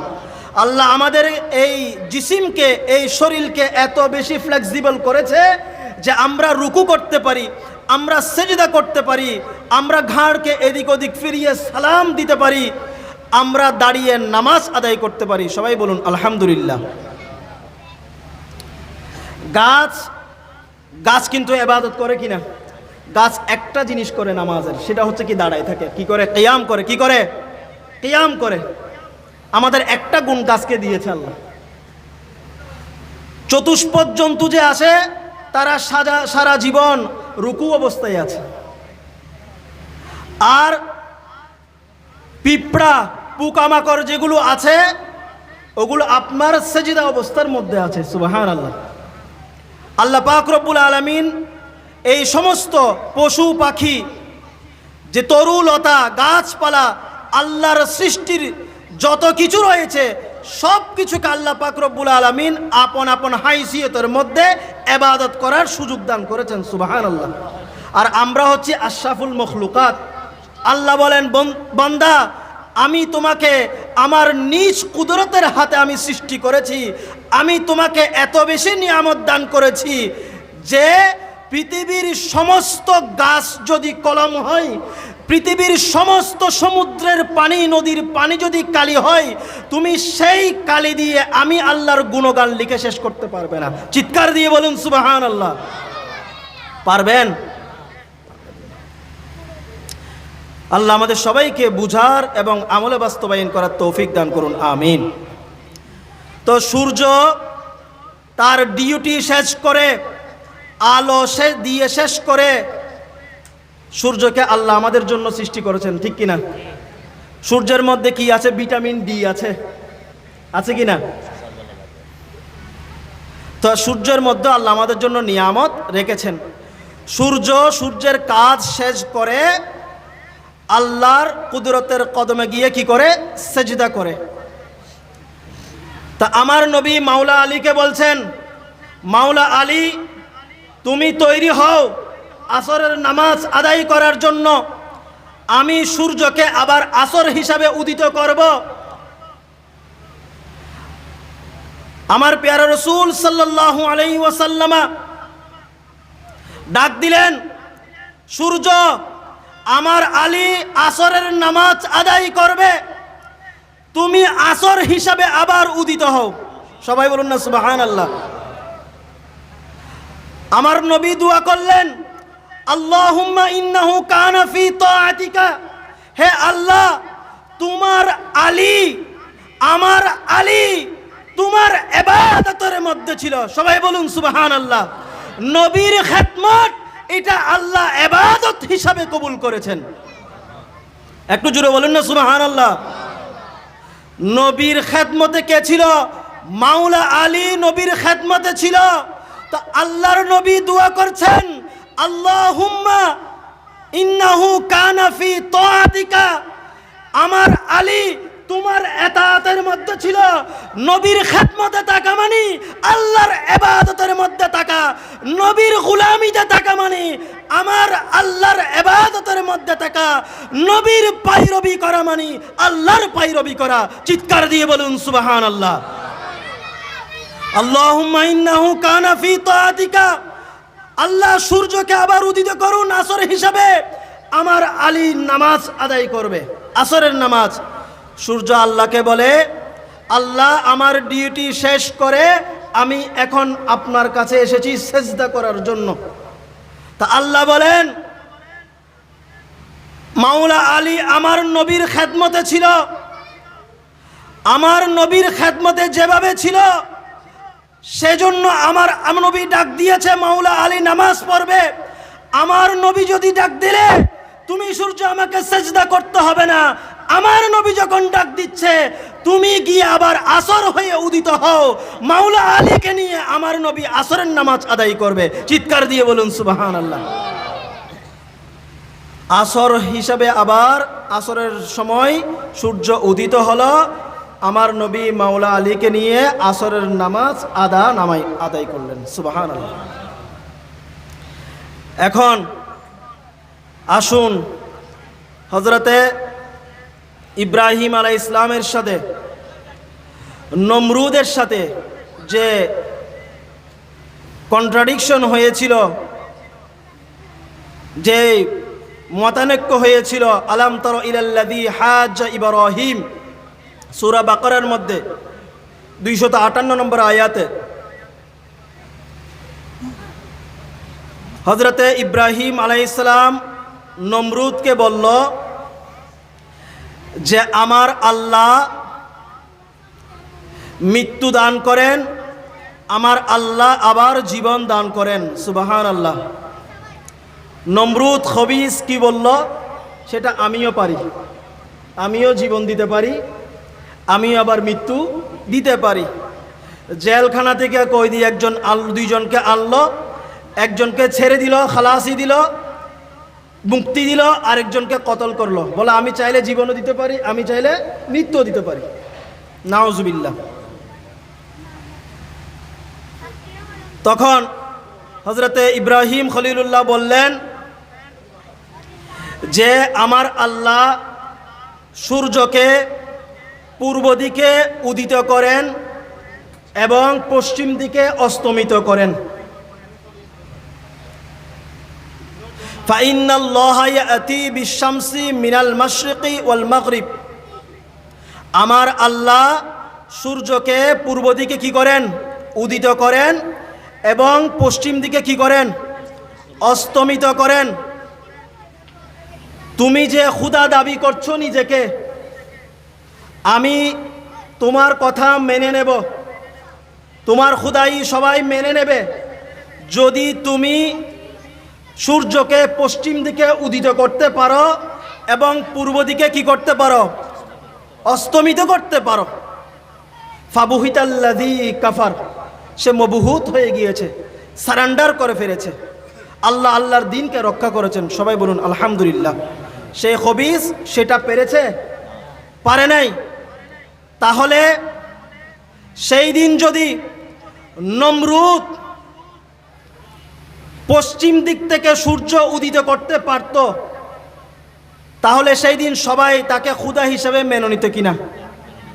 সবাই বলুন না, মেনে নিত। কিন্তু সে পারে নাই, সে খবিস ধ্বংস হয়ে গিয়েছে। ফাবুহিতাল্লাযী কাফার, সে মবহুত হয়ে গিয়েছে। তা যারা বলে আমরা নবীকে খুদার উপরে বেশি শান বর্ণনা করে ফেলি, সবাই বলুন নাউজুবিল্লাহ। তাহলে খাইবারের ময়দানের মধ্যে নবী করিম রউফুর রহিম সাল্লাল্লাহু আলাইহি ওয়াসাল্লামা সেই দিন অস্তমিত সূর্যকে আবার আসরের সময় উদিত করেছে কিনা?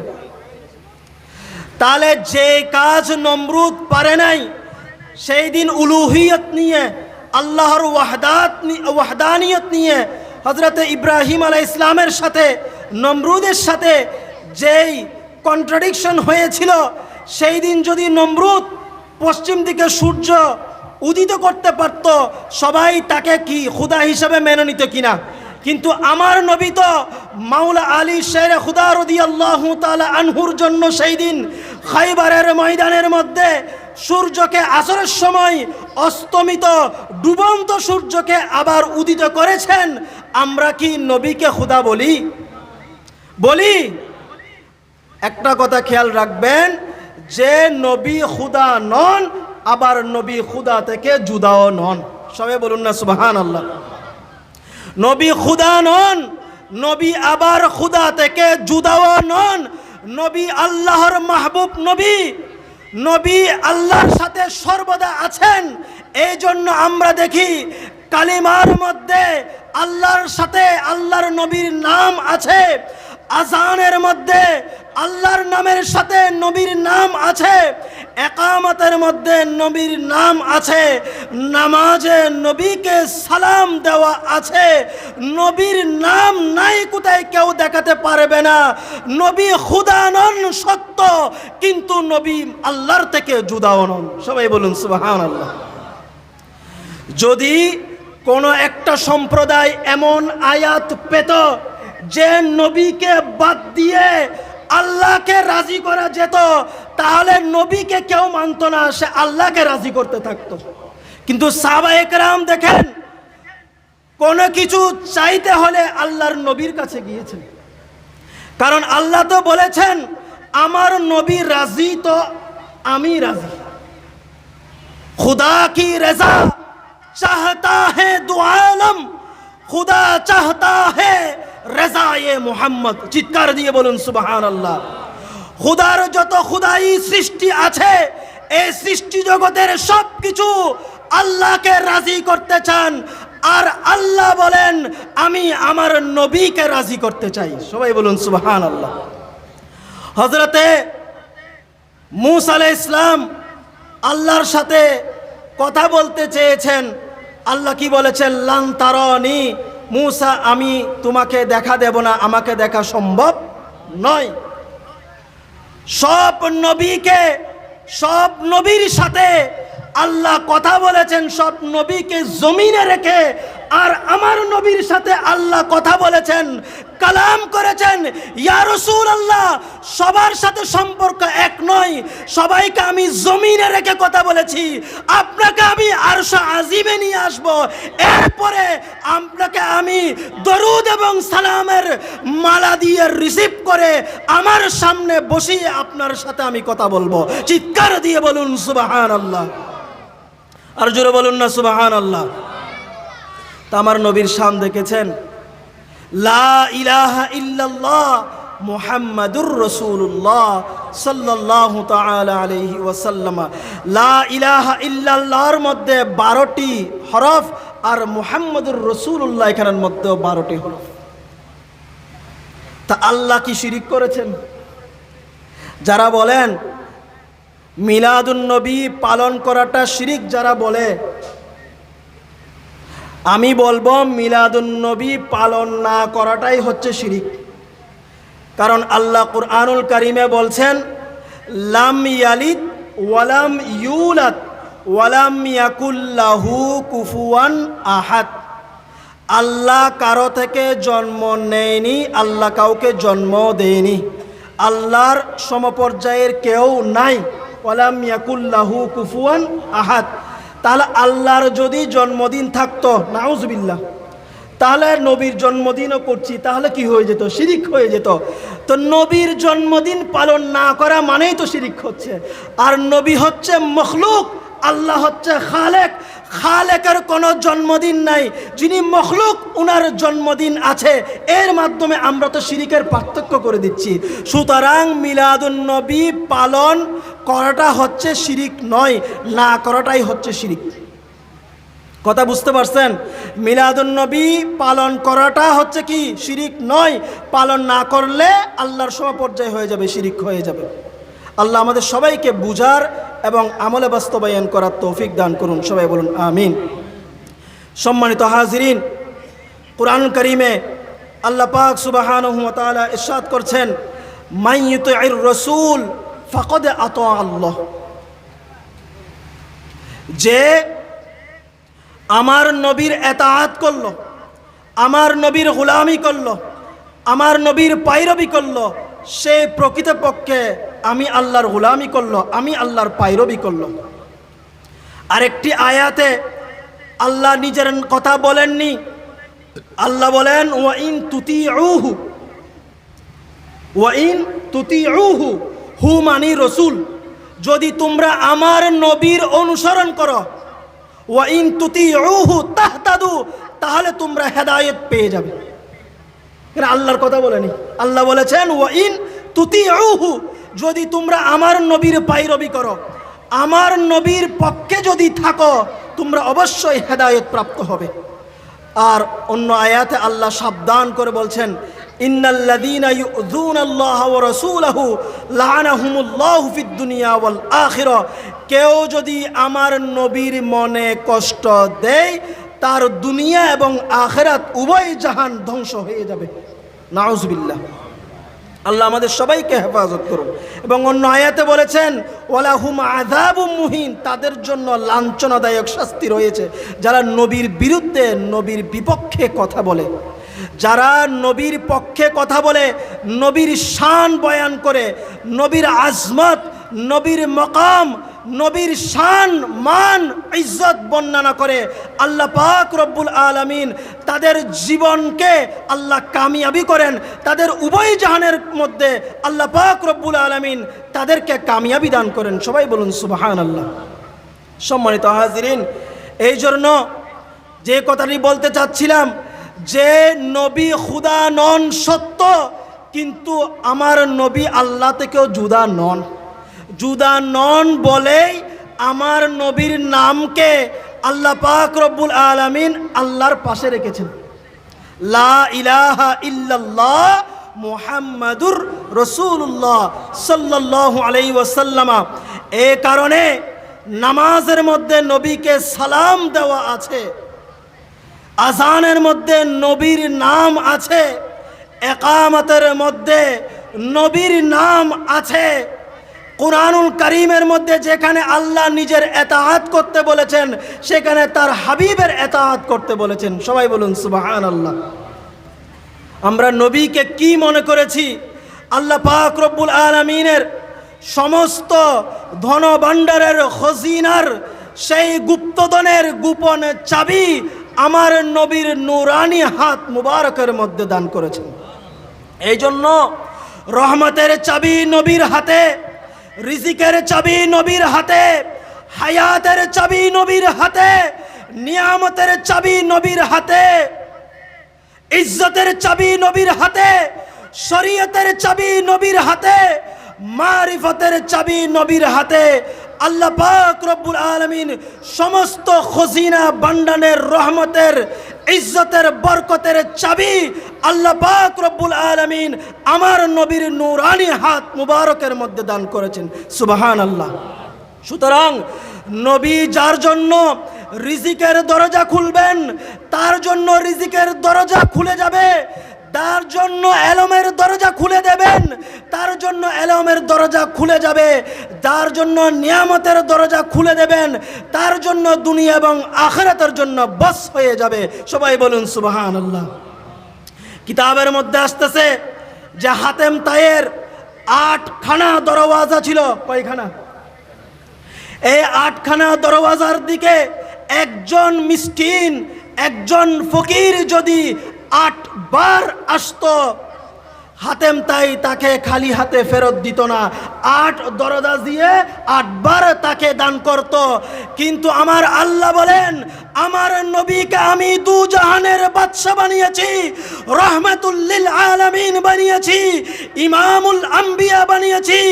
সমস্ত খজিনা ভান্ডারের চাবি আমার নবীর নূরানি হাত মুবারকে দান করেছি। আমার নবীর দরবারে 8 বার যেতে হয় না, নবী মুস্তাফার দরবারে যদি কেউ একবার যায়, একবার যদি চাই, নবী যদি তার জন্য নিয়ামতের দরজা খুলে দেয়, সেই নিয়ামত তার জন্য দুনিয়া এবং আখিরাতের জন্য কামিয়াবি হয়ে যাবে। চিৎকার দিয়ে বলুন সুবহানাল্লাহ। কেউ তো নারে তাকবীর দেন না আপনারা। আমার নবীর তাকবীর দিতে কি আপনাদের লজ্জা লাগে? একটা মানুষও তো একবার নারায়ে রিসালাত, নারায়ে তাকবীরের স্লোগান দেন না। আপনারা না আশেক রসুল, আশেক রসুলদের বলতে হয় নারায়ে তাকবীর দিতে।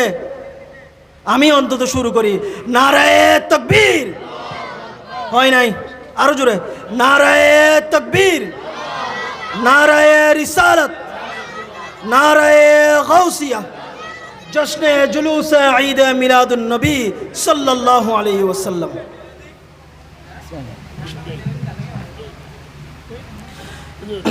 বসেন কি বসেন, সবাই দুরূদ পড়ুন। আল্লাহুম্মা সাল্লি আলা, একটু মোহাব্বত নিয়ে পড়েন না। মাওলানা মুহাম্মদ ওয়া আলা আলি সাইয়্যিদিনা মাওলানা। নবী করিম রউফুর রহিম সাল্লাল্লাহু আলাইহি ওয়াসাল্লাম ইরশাদ করেছেন, জাইয়িনু মাজালিসাকুম বিসসালাতি আলাইয়া ফাইন্না সালাতুকুম নূরুল লাকুম ইয়াউমাল কিয়ামা। তোমরা তোমাদের মাহফিলকে তোমরা আমি নবীর দরুদ এবং সালাম দিয়ে সাজাও। সবাই বলুন না সুবহানাল্লাহ। তো আমরা সাজাতে পারছি?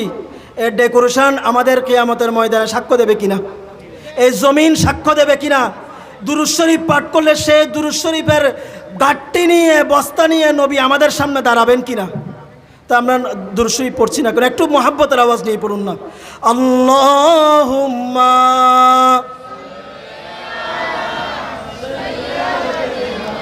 মাওলানা মুহাম্মদ ওয়া আলা আলি।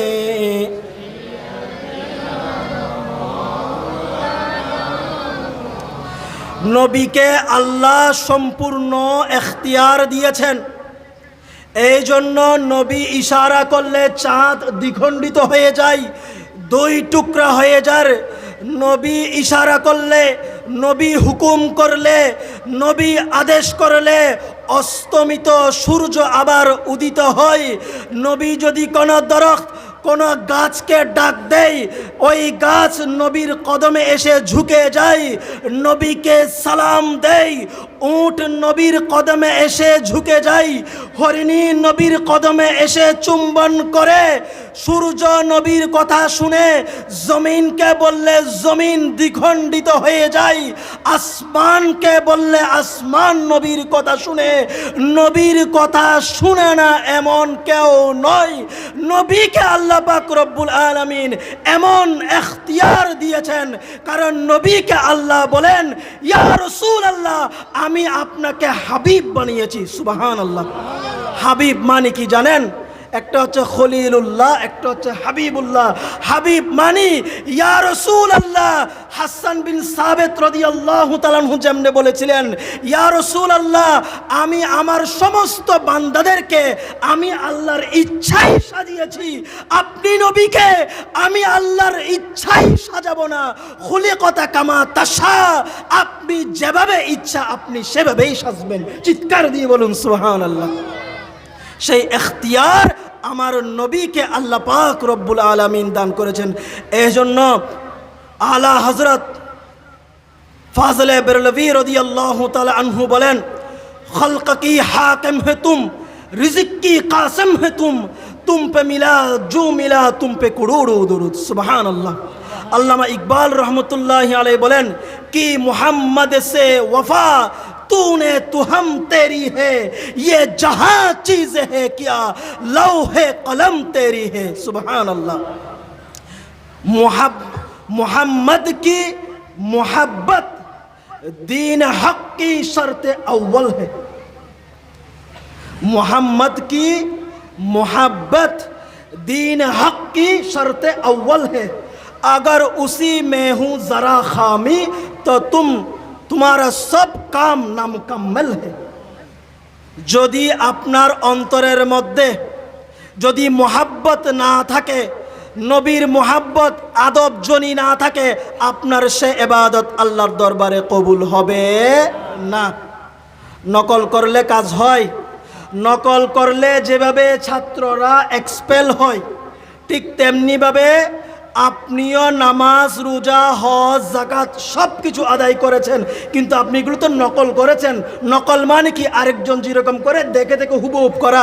কিন্তু নকল করলে যেভাবে ছাত্ররা এক্সপেল হয়, ঠিক তেমনিভাবে কাল হাসরের ময়দানে আপনার নামাজ আছে, রোজা আছে, হজ আছে, দান আছে, সদকা আছে, সব কিছু আছে, কিন্তু নবীর মোহাব্বত যদি আপনার অন্তরে না থাকে, এই সমস্ত কাজ করার পরও আল্লাহ আপনাকে এক্সপেল করে দেবে।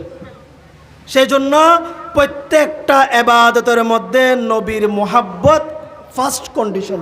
সেজন্য বলছেন मोहम्मद की मोहब्बत दीन हक की शर्त अव्वल है, अगर उसी में हूँ ज़रा खामी तो तुम्हारा सब काम सब कुछ नामुकम्मल है।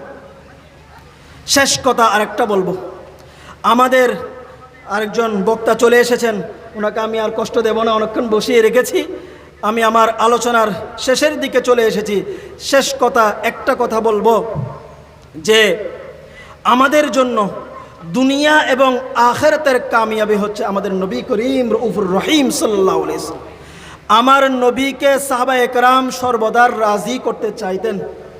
সাহাবায়ে কেরাম নবীকে কি করতে চাইতেন? রাজি করতে চাইতেন। তো সাহাবায়ে কেরামের আদর্শ আমাদের থাকতে হবে কিনা?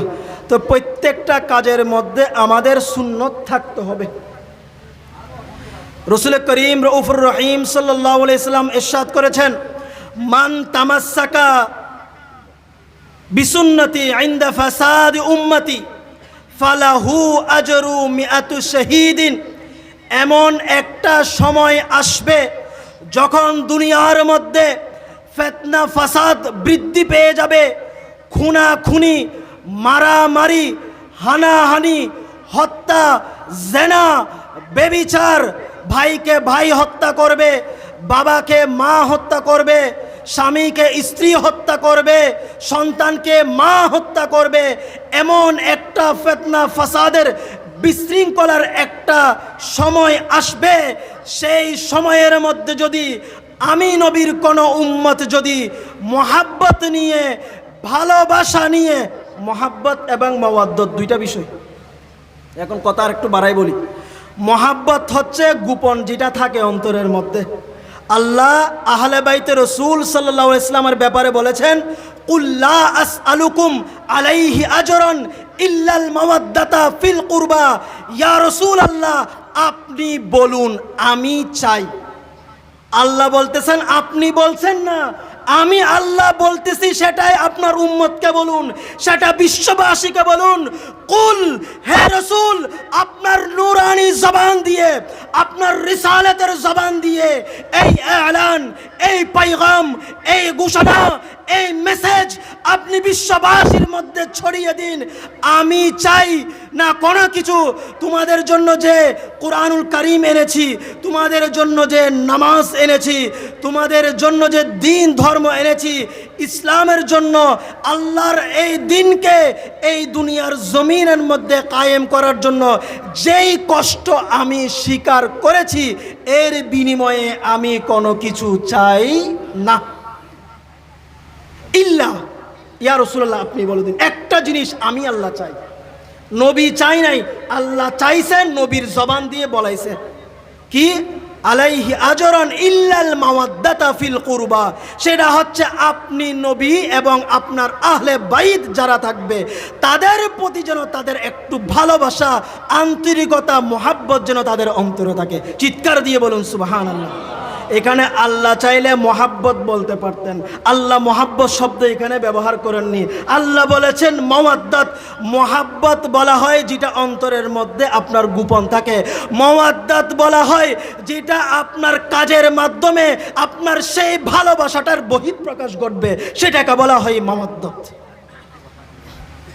মাছের সাথে কিসের সম্পর্ক? কিসের? একটু কথা বলুন না। মাছ কোথায় থাকে? মাছকে যদি আপনি পানি থেকে তুলেন, মাছ কি করবে? ছটফট করবে।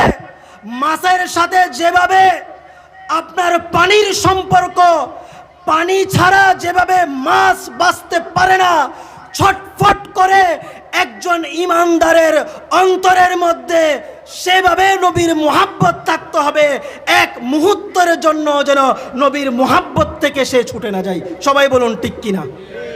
সেজন্য নবী করিম রউফুর রহিম সাল্লাল্লাহু আলাইহি ওয়াসাল্লাম ইরশাদ করেছেন, লা ইউমিনু আহাদুকুম হাত্তা আকুনা আহাব্বা ইলাইহি মি ওয়ালিদিহি ওয়া ওয়ালাদিহি ওয়ান নাসি আজমাইন। অন্য রিওয়ায়াতের মধ্যে আসেন আন নাফসিহি, যে নিজের চেয়েও, নিজের সন্তান সন্ততির চেয়েও, মা বাবা, দুনিয়ার সমস্ত কিছুর চেয়েও যতক্ষণ পর্যন্ত আমি নবী তোমার কাছে সবচেয়ে প্রিয় হব না, ততক্ষণ পর্যন্ত তুমি পরিপূর্ণ ঈমানদার হবে না। তাহলে আল্লাহর রাসূল ইরশাদ করেছেন, মান তামাসসাকা বিসুন্নতি ইনদা ফাসাদি উম্মতি ফালাহু আজরু মিআতু শাহীদিন। যে এই ফিতনা ফাসাদের বিশৃঙ্খলার যুগে, এই সময়ের যদি আমার কোন উম্মত, যদি কোন আল্লাহর বান্দা যদি আমি নবীর একটি সুন্নতকে আঁকড়ে ধরে কাল হাসরের ময়দানে হাসরবাসীদের সামনে আল্লাহকে সামনে রেখে তাকে আমি 100 শহীদের গলার মালা তার গলায় পরিয়ে দেব। সুবহানাল্লাহ। তা আমরা কি চাই সেটা পড়তে? সবাই হাত তুলেন, কারা কারা চাই? আলহামদুলিল্লাহ, মাশাআল্লাহ। কিন্তু আমরা কতটুকু নবীর সুন্নত পালন করি? আমরা সারাদিন গুনার মধ্যে লিপ্ত থাকি। আল্লাহ কোরআনে বলেছেন, আইয়ুহিব্বু আহাদুকুম আইয়া আকুলা লাহমা আখি। মাংস খাওয়া কি হালাল? তাও কি হালাল জন্তুর গোশত খাওয়াটা হালাল। আপনার একজন মৃত মানুষের গোশত খাওয়া কি জায়েজ? হারাম না? গীবত করা মানে কি জানেন? মৃত ভাইয়ের মাংস খাওয়া। তা আমাদের এই সমাজের মধ্যে এই বিশৃঙ্খলার অন্যতম একটা মূল কারণ হচ্ছে গীবত, চুগলখড়ি। একজন আরেকজনকে যদি গীবত না করি, চায়ের দোকানে চায়ের চুমুকে বিসমিল্লাহি ওয়া আলা বারকাতিল্লাহ না বলে অমুকের অমুক হয়েছে সেটা বলি। যেখানে বরকতের জন্য দোয়া পাঠ করা দরকার সেখানে না বলে আমরা কি করি? গীবত করি, চুগলখড়ি করি। এটা কিন্তু মারাত্মক অপরাধ। কাল হাসরের ময়দানে অবশ্যই আপনাকে এর জবাবদিহিতার আওতায় আনবে আল্লাহ। আল্লাহ কোরআনে বলেছেন, ইয়াউমা তাশহাদু আলাইহিম আলসিনাতুহুম ওয়া আইদিহিম ওয়া আরজুলুহুম বিমা কানু ইয়ামালুন। সেই দিন তোমার চক্ষু, তোমার লিসান, তোমার জিহ্বা, তোমার হাত, তোমার পা, তোমার চক্ষু তোমার পক্ষও সাক্ষী দেবে, তোমার বিপক্ষও সাক্ষী দেবে। যদি ভালো আমল করো সেগুলো তোমার জন্য নাজাতের উসিলা হবে, আর যদি তুমি খারাপ আমল করো এগুলো তোমার বিপক্ষে শাস্তি দেবে এবং আল্লাহ তোমাকে জাহান্নামের মধ্যে নিক্ষেপ করবে। সবাই বলুন নাউজুবিল্লাহ। আল্লাহ আমাদের সবাইকে হেফাজত করুন। এই গীবত থেকে আমাদেরকে অবশ্যই বেঁচে থাকতে হবে, ফিতনা ফাসাদ থেকে অবশ্যই বেঁচে থাকতে হবে। কুরআনুল কারীমে আল্লাহ বলেছেন, আল ফিতনাতু আশাদ্দু মিনাল কতল। হত্যার চেয়ে জঘন্য অপরাধ হচ্ছে ফিতনা সৃষ্টি করা। কারণ আপনি যখন একজন মানুষকে হত্যা করলেন, নাউজুবিল্লাহ, তখন একজন মানুষ মারা গেল। যখন আপনি ফিতনা সৃষ্টি করবেন এলাকার মধ্যে, প্রথমে আপনার পরিবারের মধ্যে, পরিবার থেকে ফিতনাটা আপনার চারিদিকে আগুনের মতো ধরে যাবে। সমাজের মধ্যে, সমাজ থেকে রাষ্ট্র, রাষ্ট্র থেকে পুরা দুনিয়া পর্যন্ত ধ্বংস করে দিতে পারে এই ফিতনা। সুতরাং এই ফিতনা থেকে আমাদের সবাইকে কি থাকতে হবে? বেঁচে থাকতে হবে। গীবত থেকে আমাদেরকে বেঁচে থাকতে হবে। এখন আরেকটি অস্ত্র ব্যবহার হচ্ছে তাবিজ, দুয়া, টুনা, বান মারা। এগুলো কিন্তু ভালো না, এগুলো অনেক ক্ষতিকারক।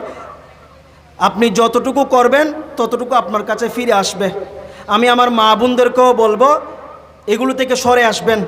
অনেক গ্রামের মহিলারা এগুলোর মধ্যে অন্ধবিশ্বাস, এগুলো থেকে সরে আসবেন। অন্যের ক্ষতি করতে চাইবেন, নিজের ক্ষতি ডেকে আনবেন। আর বেশি কিছু বলতে হবে না। আল্লাহ রসুল বলেছেন যে সুন্নত মোতাবেক তোমরা তোমাদের জীবনকে সাজাও। আমরা সুন্নত মোতাবেক সাজাই না বিদায় সমস্ত মুসিবত আমাদের মধ্যে আসছে। আমরা ডায়াবেটিস থাকলে সকালে ঘুম থেকে উঠে জগিং করার জন্য দৌড়তে পারি, কিন্তু নামাজটা পড়তে পারি না। আমরা জিমে যাই আমাদের এই মার্সেলগুলো ফুলানোর জন্য, কিন্তু আমাদের এই অন্তরের এই কলব যেটা আছে সেই কলবকে নূরানি করার জন্য, সেই কলবকে তাজা করার জন্য আমরা তো আল্লাহর জিকির করি না, অথচ জিমে যাই। ডাক্তার যখন আপনাকে 3 বার 3 বেলা ওষুধ দেয়, আপনি নিয়ম মতো সেগুলো খেতে ভুলেন না, কিন্তু আল্লাহ যে আপনি 5 ওয়াক্ত নামাজ পড়ার জন্য হাইয়া আলাস সালাহ হাইয়া আলাল ফালাহ বলে, আসো কল্যাণের দিকে, আসো আমার রহমতের সামিয়ানার মধ্যে, আপনি আল্লাহর কথা শুনছেন না। তা আমরা আর কোথায় ভালো থাকব? যদি ভালো থাকতে চান, সুস্থ সমাজে চান, যদি নিজের অন্তরের মধ্যে শান্তি চান, আসুন নবীর এতাআত করুন। নবীর পায়রবি করলে আল্লাহকেও পেয়ে যাবেন। कि मोहम्मद से वफा तूने तू हम तेरी है, ये जहाँ चीज़ है क्या लौहे कलम तेरी है। আল্লাহর পায়রবি যদি আপনি করেন, নবীর গোলামি যদি করেন, এই দুনিয়ার মুসলমান, দুনিয়ার ধন সম্পদ কিছুই না কি করছো, সমস্ত আল্লাহর খুদাই সৃষ্টি তোমার কদমে এসে চুম্বন করবে। সুবহানাল্লাহ। শেষ কথা, মঞ্জিল মিলে মুরাদ মিলে, মঞ্জিলে মকসদ পূর্ণ হবে, আশা পূর্ণ হবে, মুরাদ পূর্ণ হবে। মঞ্জিল মিলে মুরাদ মিলে, মুদ্দা মিলা। মঞ্জিলে মকসদ পূর্ণ হবে, দাবি আদায় হবে, মুরাদ পূর্ণ হবে। কখন? जिसकी हुजूर मिल गई उसको खुदा मिला, जिसकी हुजूर मिल गई उसको खुदा मिला। শেষ কথা, আমাদের জন্য দুনিয়া এবং আখিরাতের কামিয়াবির অন্যতম শ্রেষ্ঠ উসিলা হচ্ছে আমার নবী করিম সাল্লাল্লাহু আলাইহি ওয়াসাল্লাম। আমার নবীর মহাব্বত মাওয়াদ্দাত অন্তরে বুকে ধারণ করে যদি আমরা আমাদের জীবন পরিচালনা করি, আমি 100% গ্যারান্টি দিচ্ছি ইনশাআল্লাহ আপনি, আমি, আমরা সবাই দুনিয়া এবং আখিরাতের মধ্যে সফলতা অর্জন করব। এবং আমার নবী এই দোয়া শিখিয়ে দিয়েছেন, আল্লাহুম্মা রব্বানা আতিনা ফিদ দুনিয়া হাসানা ওয়া ফিল আখিরাতি হাসানাতাও ওয়া কিনা আযাবান্নার। আমাদের জন্য দুনিয়াও লাগবে, আখিরাতও লাগবে। সুতরাং দুনিয়ার এই মুসাফিরের জীবনে আমাদের কিভাবে চলতে হবে, বাঁচতে হবে, আমার নবী সেই পথ, সেই আদর্শ আমাদেরকে শিখিয়ে দিয়েছেন। আল্লাহ পাক রব্বুল আলামিন আজকের এই ইন্তজাম, এই ভাইদের মোহাব্বত, এই বাড়ির পক্ষ থেকে প্রতিবার যে আজিমুশান যে মিলাদুন নবীর মাহফিল হয়, আল্লাহ পাক রব্বুল আলামিন যেন কিয়ামত পর্যন্ত এই আজিমুশান নুরানি ইরফানি মাহফিলকে কায়েম এবং দায়েম রাখুন। সবাই বলুন আমিন। এবং এই মাহফিল করার পিছনে অনেকের পরিশ্রম আছে, অক্লান্ত পরিশ্রম। একটা মাহফিল করতে গেলে অনেক কিছু লাগে, টাকা লাগে, পয়সা লাগে, শ্রম লাগে, বিবেক লাগে, বুদ্ধি লাগে, সহযোগিতা লাগে। যে যেভাবে দেশে থেকে প্রবাস থেকে টাকা দিয়ে পয়সা দিয়ে যে যেভাবে আন্তরিকতা মোহাব্বত দিয়ে ইন্তজামের জন্য যারা সাহায্য সহযোগিতা করেছেন, আল্লাহ পাক রব্বুল আলামিন আজকের এই মিলাদুন নবীর মাহফিল তাদের জন্য যেন আখিরাতের কামিয়াবি করেন, আখিরাতের জন্য উসিলা বানিয়ে দেন। সবাই বলুন আমিন। আল্লাহ পাক রব্বুল আলামিন আজকে যেই কথাগুলো আমরা শ্রবণ করলাম, এগুলো যেন আমরা আমাদের জীবনে আমলে বাস্তবায়ন করতে পারি, সেই তৌফিক আল্লাহ আমাদের সবাইকে দান করুন। আমিন। ওয়ামা আলাইনা ইল্লাল বালাগ। আসসালামু আলাইকুম ওয়া রাহমাতুল্লাহি ওয়া বারাকাতুহু।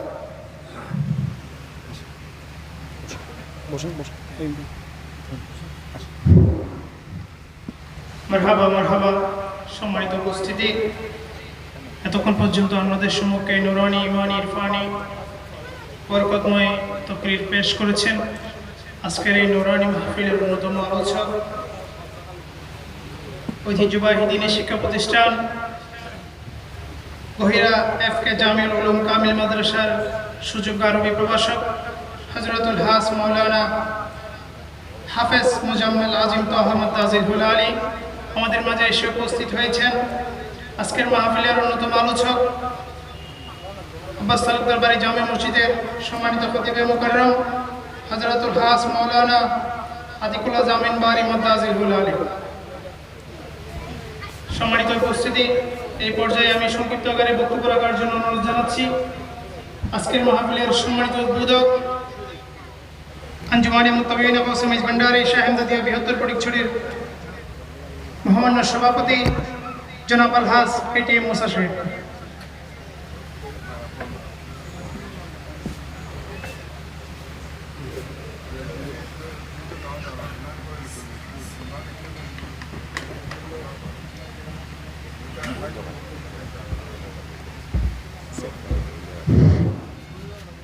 আউযু বিল্লাহি মিনাশ শাইতানির রাজিম। বিসমিল্লাহির রহমানির রহিম। ডাক্তার এবাদুল হক ফাউন্ডেশন কর্তৃক আয়োজিত পবিত্র ঈদে মিলাদুন নবী সাল্লাল্লাহু আলাইহি ওয়াসাল্লাম উদযাপন, গৌসুল আজম মেজভান্ডারীর ফাতিহা, ওসি গৌসুল আজম মেজভান্ডারী চন্দ্রবর্ষ উপহার দিবস, মুর্শিদে বরহর ডাক্তার সৈয়দ দিদারুল হক মেজভান্ডারী কদ্দুসুল আজিজের ফাতিহা শরীফ ও মরহুম ডাক্তার এবাদুল হক সাহেবের মৃত্যুবার্ষিকী ও এলাকার মরহুমাদের ইসিয়াল সহ উপলক্ষে আজিমুসান মাহফিল। এই অত্র মাহফিলে আপনারা এতক্ষণ ধরে যে ওয়াজ শ্রবণ করেছেন, হযরতুল খাস মাওলানা আব্দুল সালাম শরীফী সাহেব সভাপতিত্ব করবেন এবং মাওলানা হাফেজ মোজাম্মেল হক তোহা ওয়াজ শেষ করেছেন এবং হযরত মাওলানা আতিকুল্লাহ জামিল বাড়ি খতিব আব্বাস তালুকদার বাড়ি জামে মসজিদ উনি ওয়াজ করবেন। আমি আপনাদের মধ্যখানে দু একটি কথা, আমি বাংলা শিক্ষিত মানুষ, দু একটি কথা আপনাদের স্মরণ করে দিতে চাই। প্রথম আমার পরিচয়টা দিতে চাই সংক্ষিপ্তভাবে। আমার পরিচয়টা হচ্ছে, আমি এই বাড়ির জামাতা ডাক্তার এবাদুল হক সাহেবের 10 জন সন্তানের মধ্যে আমি তাদের বড় জামাতা। এবং কাঠিয়ার উচ্চ বিদ্যালয়ের আমি শিক্ষক ছিলাম। বর্তমানে আমি অবসরপ্রাপ্ত শিক্ষক। আমি এই ডাক্তার এবাদুল সাহেবের জামাতা হিসাবে ওনাকে 25 বছর খুব নিকটে পেয়েছি। হুজুর যখন ওয়াজ করতেছিলেন আমি তখন নিচে বসা ছিলাম, কিন্তু আমার শাশুড়ের সাথে আমি বসতাম সোফাতে পাশাপাশি। আমাকে এত বেশি মহব্বত করতেন যে উনি দূরে বসতে দিতেন না, সবসময় আমার কাছেই বসাতেন। সেই হিসাবে আমি 25 বছর ওনাকে একেবারে নিকট থেকে দেখেছি। এই কারণে আপনাদের সামনে আজকে এই ফাউন্ডেশনটা কেন করা হলো, এবং ফাউন্ডেশন বলতে আপনারা কী বুঝেন এবং আপনাদের কি দিচ্ছে, আপনারা কি পাচ্ছেন, এই 2-3 মিনিটের মধ্যে আমি আমার কথা শেষ করে দেব। ফাউন্ডেশন এটা ইংরেজি শব্দ, এর অর্থ হচ্ছে ভিত্তি। যে যত তালা বিল্ডিং করবেন ঠিক ততটা তার নিজে ভিত্তি প্রস্তর স্থাপন করতে হবে, না হয় বিল্ডিংটা টিকবে না। ঠিক ডাক্তার এবাদুল সাহেব কি ছিলেন, সেই এবাদুল সাহেবের উপর ভিত্তি করে তার রক্তের সম্পর্ক যারা আছে তারা নিজ বাড়িতে আজকে অনেক বছর থেকে এই অনুষ্ঠানটা করে আসতেছে। এই ডাক্তার এবাদুল সাহেবের কি ছিলেন সেই ব্যাপারে আমি আমার বক্তব্যের মধ্যে তুলে ধরার চেষ্টা করব। একজন মানুষকে আশরাফুল মাখলুকাত হতে হলে 3টা গুণ লাগবে। প্রথম গুণ হচ্ছে ঈমান আনতে হবে, অর্থাৎ ডিউটি টু গডস। এরপর হচ্ছে ডিউটি টু প্যারেন্টস, মাতা পিতার প্রতি কর্তব্য, অ্যান্ড ডিউটি টু ম্যানকাইন্ড, আল্লাহর প্রতি কর্তব্য, মাতা পিতার প্রতি কর্তব্য এবং যে সর্বসাধারণের প্রতি কর্তব্য। এই 3টি কর্তব্য যিনি পালন করবেন তিনি পরিপূর্ণ মানব হতে পারবেন এবং আশরাফুল মাখলুকাত হতে পারবেন। ওনাকে আমি দেখেছি আল্লাহর উপর ইমানদার হিসাবে, মুসলমান হিসাবে তিনি হজ করেছেন এবং তিনি মুসলমান হিসাবে জীবন যাপন করেছেন এবং সাথে সাথে শুধু দেহের তিনি চিকিৎসক ছিলেন না, আত্মাকে পরিশুদ্ধ করার জন্য তিনি তরিকত গ্রহণ করেছিলেন। তার প্রমাণ আমি দেখেছি, তিনি সকালে নামাজ পড়ে এত বড় করে জিকির এবং দরুদ পড়তেন, ঘরের সবাই শুনতে পেতেন। তাহলে এবার আমি আপনাদের পরের একটা কথা আগে বলতে চাচ্ছি। তিনি যখন ইন্তেকাল করলেন, ইন্তেকালের পর আমার শাশুড়ি, আজকের সবার যিনি সভাপতি উনি এবং ডাক্তার নাসিরউদ্দিন এবং আমার শাশুড়ি আম্মা, এরা হজে যাবেন। একজন খুব দুর্বল, একজন শরীয়তের আলেম, আরেকজন অসুস্থ, আরেকজন বৃদ্ধ, 4 জনের একটা কাফেলা। আপনি একটু খেয়াল করবেন কথাটা, 4 জনের অবস্থায় সবাই দুর্বল। তারা হজে যাবে কথা শুনে তখন আমার শাশুড়ি নেই, আমি খুব চিন্তিত হয়ে গেলাম বড় জামাতা হিসেবে। তখন আমার শাশুড় হজে যাওয়ার সময় আমি ফাদরে সালাম করেছিলাম দরজা থেকে বেরোয়ার সময়। উনি আমাকে বলছিলেন, বাবা আমি 50 বছরে ঘর থেকে বাইরে যাইনি, আমার বাড়ি ছেড়ে একদিনের জন্য বাইরে যায়নি, আপনি আমার বাড়িটা একটু ভাড়া দেবেন। এই কথাটা আমাকে বললেন। ছোট জামাতাটাকে বললেন, আপনি তো অসুস্থ, আমি আল্লাহর কাছে চাইব। আমার শাশুড় হজে থাকতে উনি এই কোরবানির দিন ইন্তেকাল করেছিলেন। ওনাকে দাফন করে এসে আমরা কোরবানি করেছিলাম বিকালবেলা। তাইলে আমি যে কথাটা আগে বলে ফেললাম সেটা হচ্ছে যে উনি আমাকে বাড়িটা ভাড়া দিতে বলছেন। 50 বছর উনি বাড়ি ছেড়ে যান নাই, এখনো ওনার ইন্তেকালের পরে গত 25 বছর ধরে আমি এখানে এখনো যাতায়াতে আছি এবং ওনাদের সাথে সৎসম্পর্ক বজায় রাখার চেষ্টা করেছি। এই যে হজে গেলেন, আমি চিন্তিত হয়ে গেলাম। ওনাদের ঢাকা এয়ারপোর্ট পর্যন্ত আমি নিয়ে গেলাম, খুব চিন্তিত এরা কি করবে আর ফিরে আসবে কিনা। আমি আসর নামাজের পর একটু তন্দর আসলো আমার ঢাকা এয়ারপোর্ট, যে হাজি ক্যাম্প যেখানে আছে সেখানে হঠাৎ করে আমি দেখতে পেলাম মহাসভা তোকে ইন্তেকাল করছেন। উনি আমাকে বলতেছেন যে বাবা চিন্তা করতে হবে না, আমি সাথে যাচ্ছি। আমি সাথে এদের কোথায় যাচ্ছি, হজে যাচ্ছি। তাই এবার বুঝে দেখেন উনি যে হজ করেছেন, উনি যে প্রকৃত ইমানদার নয়, যে ওনার পরিবারের জন্য আমাকে ভাড়া দিতে বলছেন। আর উনি ইন্তেকাল করেছেন, ওনার পরিবারের সদস্য যে মৌলানা সাহেব যাচ্ছিলেন আজকের সবার সভাপতি, উনি ওনাকে কাফন দাফন করিয়েছেন, উনি যে গোসল দিয়েছিলেন, ওনার সাথে ভালো সম্পর্ক ছিল। তাহলে এখন বুঝতে পারতেছেন উনি কত বড় ইমানদার ছিলেন। ইন্তেকালের পরে যেই কামরাটা যাচ্ছে হজে, তাদের সাথে তিনি কোথায় যাচ্ছেন? হজে যাচ্ছেন। এটা আমার ব্যক্তিগত বিমত ব্যক্ত করা। এ ছিল তার প্রথম কথাটা, ডিউটি টু গডস।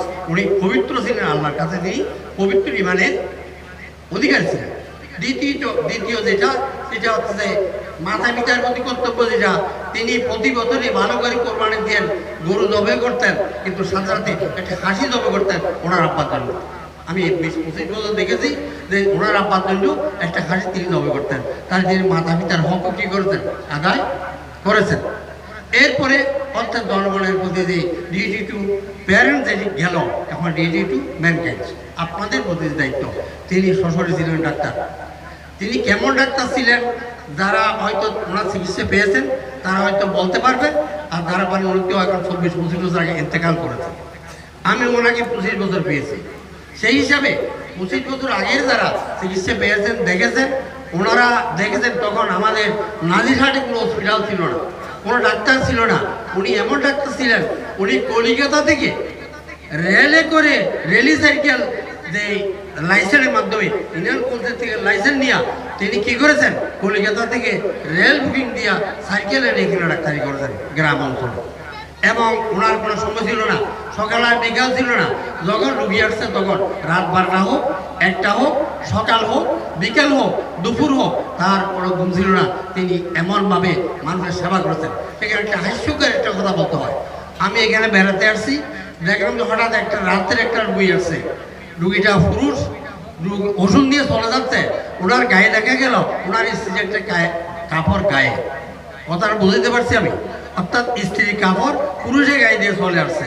ওনাকে ডেকে জিজ্ঞেস করতে, কী ব্যাপার তোমার গায়ে এই কাপড়টা কেন?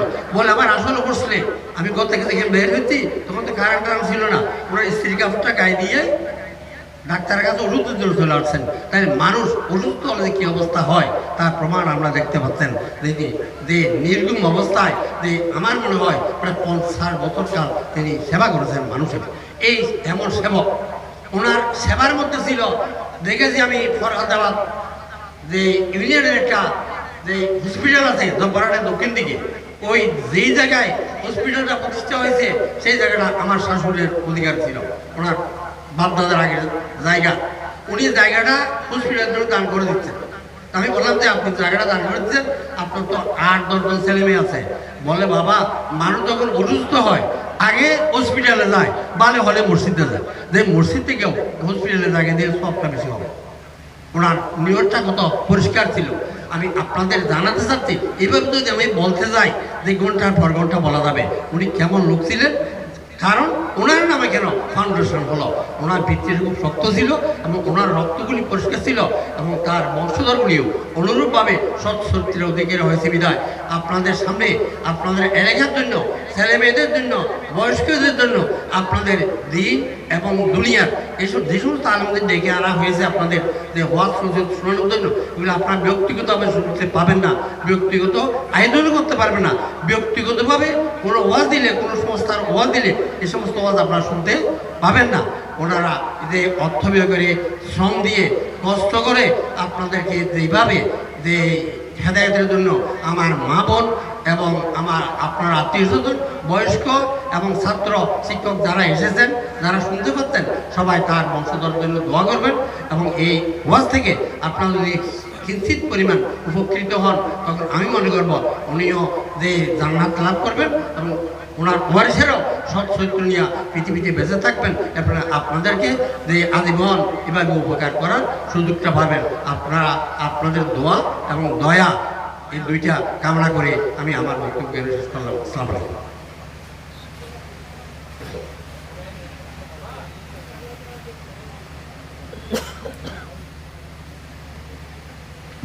ধন্যবাদ আজকের অনুষ্ঠানের সম্মানিত উদ্বোধক সাহেবকে।